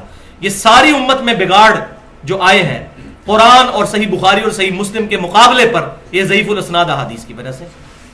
تو ضعیف احادیث کی وجہ سے جو اسناد میں ضعیف ہوں، یہ سارا فتنہ کھڑا ہوا. تو وہ حدیث جو ہے اس کی 2 تگڑی روایتیں جو بقول ان کے ہیں وہ پیش کی جاتی ہیں، وہ میں ان کا سکم آپ کو بتا دیتا ہوں. پہلی حدیث مسند امام احمد سے، یہ ہر بندے کی زبان زد عام ہوتی ہے کہ آپ صلی اللہ علیہ وسلم نے فرمایا کہ تمام ایام تشریق قربانی کے ہیں. تو بھائیو یہ حدیث پکی ضعیف ہے، منقطع روایت ہے. اور صحیح مسلم کے مقدمے میں ہے کہ تابعی کی مرسل کوئی شے نہیں ہے جب تک وہ صحابی سے بیان نہ کرتے. تو اس حدیث میں سکم یہ ہے کہ عبد الرحمن بن ابی حسین رحمت اللہ علیہ، ان کی تابعی، یہ جو تابعی ہیں، ان کی ملاقات جبیر بن مطعم رضی اللہ تعالیٰ عنہ صحابی سے ثابت نہیں. اور ظلم کی انتہا یہ ہے کہ دارالسلام نے جو کتاب چھاپی ہے حافظ صلاح الدین یوسف صاحب کی، انہوں نے یہ روایت لکھی اور ساتھ لکھ بھی دیا کہ محدثین کی نظر میں یہ روایت منقطع ہے. پھر آگے کہتے ہیں لیکن بعض کہتے ہیں ٹھیک ہے لہذا کر لینی چاہیے. یعنی اتنی شک والی چیز یہ کر لینی چاہیے. پھر تو بھائیو 24 حدیثیں تو میں بھی پیش کرتا ہوں نبی صلی اللہ علیہ وسلم کے بارے میں کہ بغیر رفع دین کے آپ نے نماز پڑھی. تو روایتیں تو ادھر بھی بہت ہیں، پر اصول محدثین پر ثابت تو ہونا پہلے. تو ضعیف الاسناد احادیث کا یہ سارا فتنہ ہے. اور دوسری حدیث سنن کبری البیہقی اور صحیح ابن حبان سے پیش کی جاتی ہے، یہی والی حدیث، اس کی سند وہاں بھی ہے. اور اس کے علاوہ جتنی پیش کی جاتی ہیں ساروں میں یہی حکم ہے کہ وہاں پر کیا ہے، عبد الرحمن بن یہ میں نے جو پہلی بتائی نا، اس میں سلیمان بن موسیٰ کی ملاقات جبیر بن مطعم سے ثابت نہیں. اور یہ جو دوسری روایت ہے اس کی 2-3 اسناد میں عبد الرحمن بن ابی حسین اور عمر بن دینار تابعی، ان دونوں کی ملاقات جبیر بن مطعم رضی اللہ تعالیٰ عنہ سے ثابت نہیں ہے. لہذا منقطع روایت ہے، اور منقطع روایت کا ہونا اور نہ ہونا برابر ہے. لہذا یہ مسئلہ کلیئر کیا. تو لہذا کوئی مرفوع حدیث موجود نہیں ہے، نہ اس ٹاپک پر کہ قربانی کے کتنے دن ہیں، نہ 3 پر ہے اور نہ 4 پر مرفوع جو آپ صلی اللہ علیہ وسلم سے ثابت ہو. البتہ اس کے برعکس ہمیں صحیح الاسناد آثار ملتے ہیں، اور وہ پہلا الموطا امام مالک میں اور سنن الکبری البیہقی کے اندر صحیح سند کے ساتھ عبداللہ بن عمر رضی اللہ تعالیٰ عنہ کا قول ہے، اور گولڈن چین کے ساتھ. امام مالک نے نافع سے سنا، نافع نے عبداللہ بن عمر سے، گولڈن چین. اسی سند پر بخاری اور مسلم میں رفع الیدین کی حدیثیں، گولڈن چین، سب سے بیسٹ سند. کہ عبداللہ بن عمر کہتے ہیں کہ قربانی عید والے دن کے بعد 2 دن ہے، یعنی ٹوٹل 3 دن. بلکہ احکام القرآن جو امام طحاوی رحمۃ اللہ علیہ المتوفا 321 ہجری ان کی کتاب ہے، اس میں صحیح سند کے ساتھ مولا علی رضی اللہ تعالیٰ عنہ، اور مولا سے مراد جگری یار جو جامعہ ترمذی میں حدیث ہے، جس کا مولا میں اس کا مولا علی رضی اللہ تعالیٰ. مولا سے مراد مشکل کشا نہیں. اور اس میں میری پوری گفتگو بھی ہے sunnatpak.com پر، 2.25 گھنٹے کی دعا صرف اللہ ہی سے، مسئلہ نمبر 3 کے نام سے اور مسئلہ نمبر 43 کے نام سے، وسیلہ اور توسل کے صحیح احکام و مسائل. وہ بھی 1.5 گھنٹے کی گفتگو ہے الحمدللہ. یہ میں نے ایشوز میں ریزالو کیا ہے. تو اسی بک میں ہے کہ سیدنا علی رضی اللہ تعالیٰ عنہ کا قول ہے صحیح سند کے ساتھ کہ قربانی کے کل 3 ہی دن ہیں، 10، 11 اور 12. اور اسی کتاب میں عبداللہ بن عباس رضی اللہ تعالیٰ عنہما کا بھی قول ہے صحیح سند کے ساتھ کہ قربانی کے دن عید کے بعد 2 ہیں، لیکن افضل دن پہلے دن ہی قربانی کرنا ہے. یہ مسئلہ بھی کلیئر ہو گیا. لہذا یہ 4 دن جو اونٹ کھڑا رکھتے ہیں اور پھر قربان کر رہے ہوتے ہیں، ہم مردہ سنت زندہ کر رہے ہیں. تو یہ عبداللہ بن عباس کہہ رہے ہیں پہلا دن افضل ہے. یہ کوئی مردہ سنت زندہ نہیں ہے. پہلے سنت تو ثابت ہو صحیح سند کے ساتھ. تو مردہ سنتیں جو بخاری اور مسلم سے ثابت ہے اس کو زندہ کرنے کے لیے کوئی تیار ہی نہیں. وہ میں بتا دیتا ہوں اگر اس کے لیے کوئی تیار ہو جائے. بخاری اور مسلم کی متفق علیہ حدیث ہے، آپ صلی اللہ علیہ وسلم نے فتح مکہ کے موقع پر کالی پگڑی پہنی ہوئی تھی اور اس کے 2 شملے چھوڑے ہوئے تھے دائیں اور بائیں کندھے پر. اس مردہ سنت کو بھی زندہ کریں نا، سارے لوگ پگڑیاں باندھیں. المستدرک للحاکم میں صحیح سند کے ساتھ ہے، سعد بن ابی وقاص کہتے ہیں میں نے سفید کلر کی پگڑی باندھی ہوئی تھی اور شملہ نہیں چھوڑا تھا. تو آپ صلی اللہ علیہ وسلم نے اپنے مبارک ہاتھوں سے وہ پگڑی کھول کر دوبارہ مجھے باندھی اور 1 چپے کے برابر جو ہے وہ شملہ چھوڑا اور فرمایا سعد اس طرح پگڑی باندھا کرو، خوبصورت لگتی. تو اس مردہ سنت کو بھی کوئی زندہ کرے نا. اچھا، اب ایک اور نئی آج ہی مجھے سننے کو ایک بات ملی کہ جی حاجی جو ہے وہ منا میں ہوتے ہیں. تو منا میں تو قرآن پاک میں سورۃ البقرہ کی آیت نمبر 203 میں آیا ہے کہ منا میں تو آپ 3 دن مزید رہ سکتے ہیں، 2 دن کے بعد بھی لوٹ سکتے ہیں، یعنی 10 کے بعد 11 اور 12. عموماً تمام حاجی 12 تک آ جاتے ہیں، لیکن اس میں اجازت ہے قرآن پاک میں سورۃ البقرہ آیت نمبر 203 میں کہ کوئی تیسرے دن بھی رہنا چاہے تو رہ سکتا ہے. تو کہتے ہیں چونکہ وہ منا میں 3 دن رہا جا سکتا ہے لہذا قربانی بھی 3 دن ہو سکتی ہے. بھائیو یہ مسئلہ کہاں سے نکال لیا؟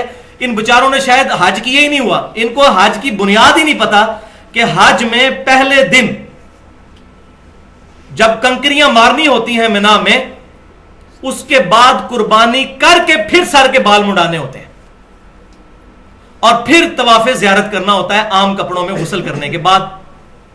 اگر کسی بندے نے پہلے دن قربانی نہیں کی ہے، چلے ٹھیک ہے پہلی کنکریاں تو اس نے مار لی، اگلے دن کی جو کنکریاں وہ تو اس وقت تک مار ہی نہیں سکتا جب تک وہ درمیان والا کام نہیں کرے گا، یعنی قربانی اور سر منڈانا اور طواف زیارت. تو دوسرے دن کی کنکریاں وہ کیسے مارے گا؟ اگر دوسرے دن بھی، تو حاجی تو دوسرے دن بھی قربانی نہیں کر سکتا. حاجی نے تو قربانی پہلے دن کرنی ہوتی ہے. تو یہ بالکل فراڈ بچایا ہوا ہے، پتہ نہیں کہاں سے یہ باتیں لکھ لی ہیں. تو ایسی کوئی بات نہیں ہے. الحمدللہ میں نے بتا دیا اہل سنت اہل تشیع میں اتفاق ہے سوائے امام شافعی رحمۃ اللہ علیہ اور چند لوگوں کا کہ وہ چوتھے دن کی قائل ہیں اور ضعیف روایتوں کی وجہ سے، اور اس میں کوئی ایسا مسئلہ نہیں، ہم ان پہ کوئی بدعت کا فتویٰ نہیں لگاتے، لیکن جس کو بات پتہ چل جائے. اور میں اسی لیے بھائیوں یہ بات شاید کسی کو بری بھی لگے لیکن میں اپنے دل کی بات سامنے رکھوں، میں اہل سنت میں سے اور اہل تشیع میں سے بھی سب سے زیادہ محبت اہل حدیث کے ساتھ کرتا ہوں. اس کی وجہ یہ ہے کہ یہی ایک مکتبہ فکر ہے جن کے سامنے جب صحیح الاسناد احادیث رکھی جاتی ہیں تو ان کو اپنا کوئی بزرگ یاد نہیں آتا. وہ کہتے ہیں بھئی حدیث صحیح ثابت ہوگی، یہی ہمارا مذہب ہے، اور اگر ہم کسی حدیث پر عمل کر رہے تھے اور وہ ضعیف تھی ہم چھوڑ دیں گے. کتنے عرصے سے عمل کر رہے تھے کہ وطروں میں رکوع سے بعد دعا پڑھا کرتے تھے ہاتھ اٹھا کے. جب ثابت ہو گیا کہ نہیں ہے تو دارالاسلام جو اہل حدیث کا سب سے بڑا مکتبہ ہے انہوں نے اس کتاب میں لکھ دیا کہ رکوع کے بعد ثابت نہیں ہے، رکوع سے پہلے ہی قنوت وطر کرنا ہے، رکوع کے بعد قنوت نازلہ ہے. صحیح بخاری میں بھی موجود ہے کہ اس شخص نے جھوٹ کہا جس نے کہا کہ اللہ کے نبی صلی اللہ علیہ وسلم رکوع کے بعد دعائے قنوت پڑھتے تھے. وہ تو آپ نے 1 مہینہ پڑھی قنوت نازلہ میں، ورنہ پہلے ہی پڑھا کرتے تھے. انہوں نے رجوع کیا. ایون ہمارے اسلام آباد میں دارالاسلام مسجد اہل حدیث کی پچھلے سال انہوں نے باقاعدہ بروشر تقسیم کیا، حالانکہ وہاں چوتھے دن قربانی بھی ہوتی تھی. ریٹن فارم میں انہوں نے رجوع کیا کہ بھئی قربانی کے 3 ہی دن ہیں. اور میں ان تمام چیزوں کا کریڈٹ جو ہے ایک پرسنالٹی کو دیتا ہوں جو میں سمجھتا ہوں، جو میں نے پہلے بھی کہا، چاہے یزید والا مسئلہ ہو چاہے یہ مسئلہ ہو، اہل حدیث کا قبلہ ایک دفعہ درست کر دیا، وہ حافظ شیخ زبیر علی زئی صاحب حافظہ اللہ ہے. اللہ تعالیٰ ان کے علم اور عمل میں برکت عطا فرمائے. انہوں نے یہ مسئلہ الحمدللہ آج سے 5 سال پہلے ایکسپوز کیا ان کا رسالہ جو الحدیث نکلتا ہے 44 نمبر رسالہ، آج سے 5 سال پہلے 1428 ہجری میں ذوالحجہ کے مہینے ہی میں جنوری 2008 میں ان کا رسالہ نکلا. اس میں انہوں نے لکھ دیا کہ یہ چوتھے دن والی روایت جو ہے یہ پکی ضعیف ہے. اور الحمدللہ آج 5 سال گزرنے کو آئے ہیں، کسی بندے نے اس کا علمی جواب نہیں دیا، جواب ہے ہی نہیں. Point number 13. تو یہ سب سے بڑا تھا. اب تھوڑے سے پوائنٹس رہ گئے، انشاءاللہ تھوڑے دیر میں یہ کور ہو جائیں گے کہ گوشت کے کتنے حصے کیے جائیں. یہ بھی بڑا کریٹیکل مسئلہ ہے. تو کوئی صحیح حدیث تو دور کی بات، ضعیف روایت بھی نہیں ہے کہ گوشت کے 3 حصے کیے جائیں، ایک رشتہ داروں کے لیے، ایک غریبوں کے لیے، ایک اپنے لیے. سارا خود بھی کھا سکتے ہیں، کوئی مسئلہ نہیں ہے، لیکن پریفریبل یہ ہے کہ غریبوں اور محتاجوں کو بھی کھلایا جائے. وہ میں انشاءاللہ بتا دوں گا بعد میں. اور وہ ہے اگلا پوائنٹ. اور یہاں بات یاد رکھیں، حنفی بھی یہ بات نہیں مانتے. ان کے علماء ضرور کہتے ہیں کہ 3 حصے کریں، لیکن وہ بھی یہ بات ان کی کتابوں میں موجود ہے کہ 3 حصے کرنا ضروری نہیں، سارا خود بھی کھا سکتے ہیں. وہ پوائنٹ نمبر 14 ہے کہ سورۃ الحج کی آیت نمبر 28 میں اللہ تعالیٰ نے فرمایا، اور وہ میں آیت انشاءاللہ آخر میں پڑھ بھی دوں گا، کہ آپ صلی اللہ علیہ وسلم پر یہ آیت مبارکہ جو نازل ہوئی اس میں فرمایا گیا کہ قربانی جب حج کی کرو تو خود بھی کھاؤ اور محتاجوں اور غریبوں کو بھی کھلاؤ. تو کیٹاگوریکل مینشن ہوا کہ خود بھی کھانا ہے اور غریبوں کو بھی کھلانا ہے. اور صحیح بخاری اور صحیح مسلم کی متفق علیہ حدیث ہے، آپ صلی اللہ علیہ وسلم نے فرمایا، تم میں سے جس نے بھی قربانی کی ہے تو 3 دن سے زیادہ وہ اپنے گھر گوشت سٹور نہ کرے. پھر اگلے سال آپ صلی اللہ علیہ وسلم سے صحابہ نے پوچھا، یا رسول اللہ آپ نے پچھلی دفعہ تو کہا تھا 3 دن سے زیادہ گوشت نہیں رکھنا، تو اس سال بھی ہم یہی کریں؟ تو آپ صلی اللہ علیہ وسلم فرمایا، نہیں، پچھلے سال میں نے اس لیے کہا تھا کہ قحط کا زمانہ تھا اور میں نہیں چاہتا تھا تم سارا گوشت جو ہے وہ اپنے پاس رکھو، اپنے غریب بھائیوں کو بھی کھلاؤ، اس لیے میں نے تم پر یہ پابندی لگائی تھی کہ 3 دن سے زیادہ گوشت سٹور نہیں کرنا اور سارا صدقہ اور خیرات کر دینا ہے. اب گوشت خود بھی کھاؤ، غریبوں کو بھی کھلاؤ اور ذخیرہ بھی کر لو. یہ بخاری اور مسلم متفق علیہ حدیث ہے. اس حدیث میں بھی اشارہ مل گیا کہ قربانی کے 3 دن ہے، اشارہ ملا ہے 3 دن سے زیادہ نہیں رکھنا. اور یہ بھی پوائنٹ شیخ زبیر علی زئی صاحب نے ایکسپلور کیا، اور واقعی حقیقت بات ہے کہ اس کے اندر امپلائڈ ہے کہ 3 دن قربانی ہے. بخاری مسلم کی حدیث میں 3 دن سے زیادہ گوشت نہیں رکھنا. پوائنٹ نمبر 15 نمبر، کیا قربانی کے گوشت تک روزہ رکھا جائے گا؟ یہ بھی پوائنٹ ہے. اکثر لوگوں میں یہ مشہور ہے کہ جی وہ گوشت پکے گا پھر آپ نے روزہ کھولنا ہے. دیکھیں اندازہ کریں، حالانکہ میں پہلے بھی بتا چکا کہ بخاری اور مسلم کی متفق علیہ حدیث ہے کہ 2 دن تو روزہ ہے ہی نہیں ہے، عید الفطر اور عید الاضحیٰ. اور صحیح مسلم ہے کہ یوم تشریق بھی کھانے پینے کے دن ہے، ان میں بھی روزے سے اوائڈ کرنا چاہیے، کھانے پینے کے دن. یہ پتہ نہیں مسئلہ کہاں سے نکالا. البتہ ایک بات ضرور ہے، وہ جامعہ ترمذی میں ہے صحیح سند کے ساتھ کہ آپ صلی اللہ علیہ وسلم نے فرمایا کہ جو عید الفطر کے لیے آپ صلی اللہ علیہ وسلم جب جایا کرتے تھے تو آپ صلی اللہ علیہ وسلم گھر سے کچھ کھا کر جایا کرتے تھے چھوٹی عید کے لیے، اور بڑی عید کے لیے جب آپ صلی اللہ علیہ وسلم جایا کرتے تو بغیر کھائے پیے جایا کرتے اور واپسی پر آ کر کھایا کرتے. اس میں یہ موجود نہیں کہ وہ گوشت پکا کے کھاتے تھے، بس یہ کہ واپسی پر آ کر کھاتے تھے، یعنی جاتے وقت کچھ نہیں کھانا. البتہ یہ ضرور ہے کہ اگر جلدی قربانی ہو جاتی ہے بالکل ارلی ان دا مارننگ تو سب سے بہتر یہ ہے کہ آپ اسی گوشت کے ساتھ ناشتہ کریں. لیکن وہ قربانی ہونی ہے 2 دن، دوسرے دن اگر آپ کو ٹائم دیا ہوا ہے کسی مدرسے والے تو 2 دن کا روزہ رکھیں گے، تو یہ عقلی طور پہ ہی غلط ہے بات. دیکھیں نا، عقل میں نہیں بات بیٹھتی. یہ ہو گیا وہ الزامی جواب جس کو پنجابی میں پھکی کہتے ہیں. تو جس کو تیسرا دن ملا تو وہ بندہ ہی مارا جائے گا عید کے چکر میں. تو یہ بات سمجھ لیں کہ عید کے بعد کھانا، یعنی عید سے پہلے کھانا نہیں، عید کے بعد آ کر کھائیں. تو یہ نہیں. ہاں یہ ضرور ہے الحمدللہ صحیح مسلم میں مولا علی رضی اللہ تعالیٰ عنہ 100 اونٹ لے کر آئے یمن سے حج کے موقع پر. صحیح مسلم میں وہ ڈیٹیل حدیث ہے. یہ وہی حدیث ہے 2950 نمبر حدیث جس میں حجۃ الوداع کا حضور کا خطبہ بھی ہے. میں اپنے بعد تم میں وہ چیز چھوڑ کر جا رہا ہوں، اگر مضبوطی سے پکڑ لیا کبھی گمراہ نہیں ہو گئے. وہ اللہ کی کتاب ہے. صحیح مسلم میں اللہ کی کتاب. جابر بن عبداللہ رضی اللہ تعالیٰ عنہما سے روایت. پھر جابر بن عبداللہ کہتے ہیں کہ سیدنا علی 100 اونٹ لے کر آئے. نبی صلی اللہ علیہ وسلم نے اپنے مبارک ہاتھوں سے 63 اونٹ قربان کیے، اور اس میں اشارہ موجود تھا کہ یہ آپ کا آخری سال ہے، کیونکہ 63 سال ہی آپ کی زندگی ہوئی. آپ نے پوری زندگی کی قربانیاں ایک دفعہ کی 63 اونٹ. یہ تو بعد میں پتا چلا نا. اور بخاری اور مسلم میں حدیث ہے بڑی رکت والی. صحابہ کہتے ہیں حضور ہم میں موجود تھے اور ہم کہا کرتے تھے یہ حجۃ الوداع ہے، یہ واو پہ زبر ہے، ودا نہیں لفظ ہوتا، حجۃ الوداع. لیکن ہمیں اس وقت نہیں پتا تھا ہم اسے حجۃ الوداع کیوں کہتے ہیں، حالانکہ الوداع ہی تھا. تو بعد میں پتا چلا یہ حجۃ الوداع کیوں ہے، آپ صلی اللہ علیہ وسلم کا وہ آخری سال تھا.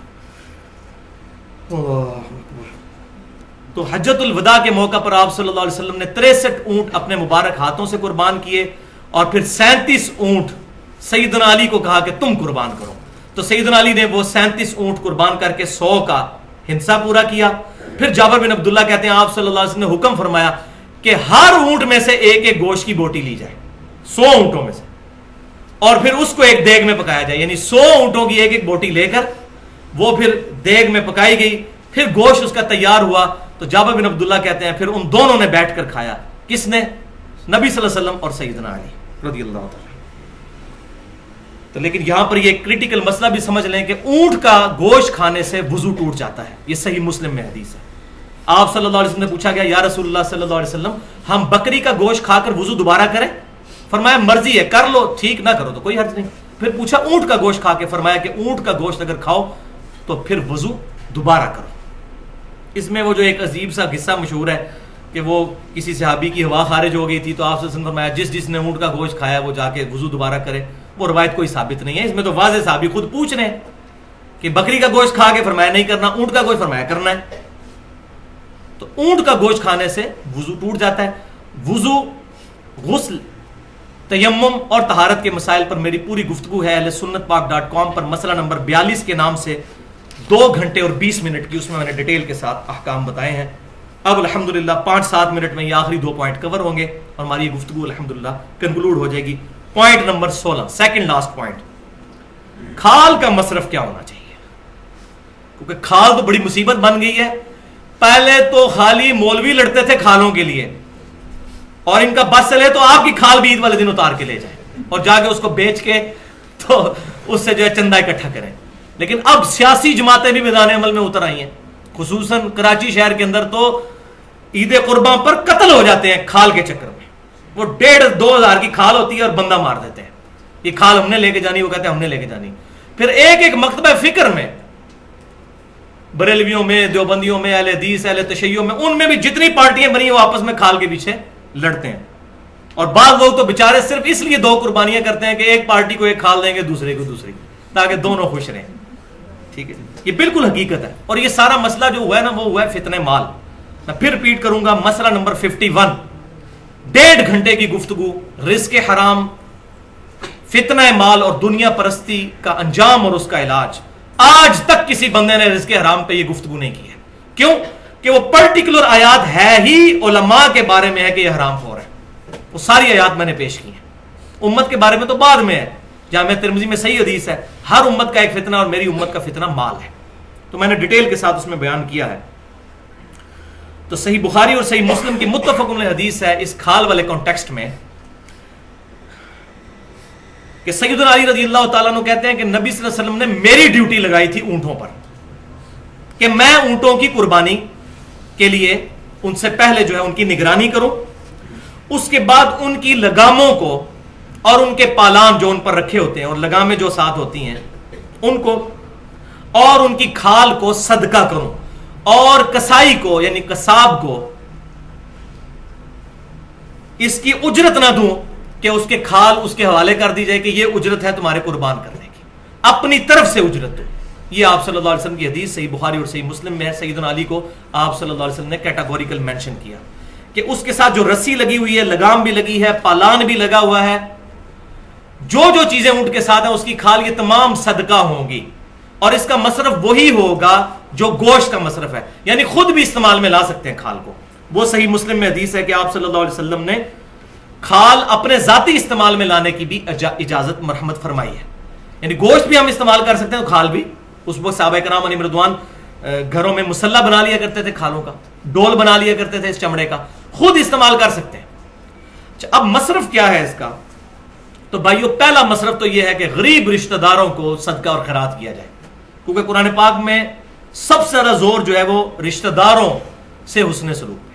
اس کے بعد جو بھی لوگ دین کے لیے کام کر رہے ہیں یا این جی اوز ہیں، مثال کے طور پر عیدی ویلفیئر ٹرسٹ والے ہیں، شوکت خانم والے ہیں، اسی طریقے سے الخدمت فاؤنڈیشن ہے جماعت اسلامی کی، وہ ہیں، اسی طریقے سے فلاح انسانیت جماعت الدعوہ کی ایک ونگ ہے جو یہ کام کر رہے ہیں، تو جو بھی خدمت خلق کے لیے کام کر رہا ہے ان کو بھی دے جا سکتی ہے کھال، الحمدللہ، اس میں کوئی مسئلہ نہیں ہے۔ پوائنٹ نمبر 17، آخری پوائنٹ، اور یہ خصوصاً بیرون ملک مقیم مسلمانوں کے لیے، کیا غیر مسلم کو قربانی کا گوشت دیا جا سکتا ہے یا نہیں؟ انشاءاللہ میری علم کے حد تک اب کوئی مسئلہ ایسا نہیں جو میں نے ایڈریس نہ کیا ہو، تو یہ مسئلہ بھی اب سمجھ لیجئے کہ قرآن پاک میں کیٹاگوریکل یہ سٹیٹمنٹ ہے، سورۃ الحج آیت نمبر 28، بسم اللہ الرحمن الرحیم، فَكُلُوا مِنْهَا وَأَطْعِمُوا الْبَائِسَ الْفَقِيرَ، تو جب یہ قربان کر چکو جانور تو اس میں سے خود بھی کھاؤ اور محتاج غریبوں کو بھی کھلاؤ۔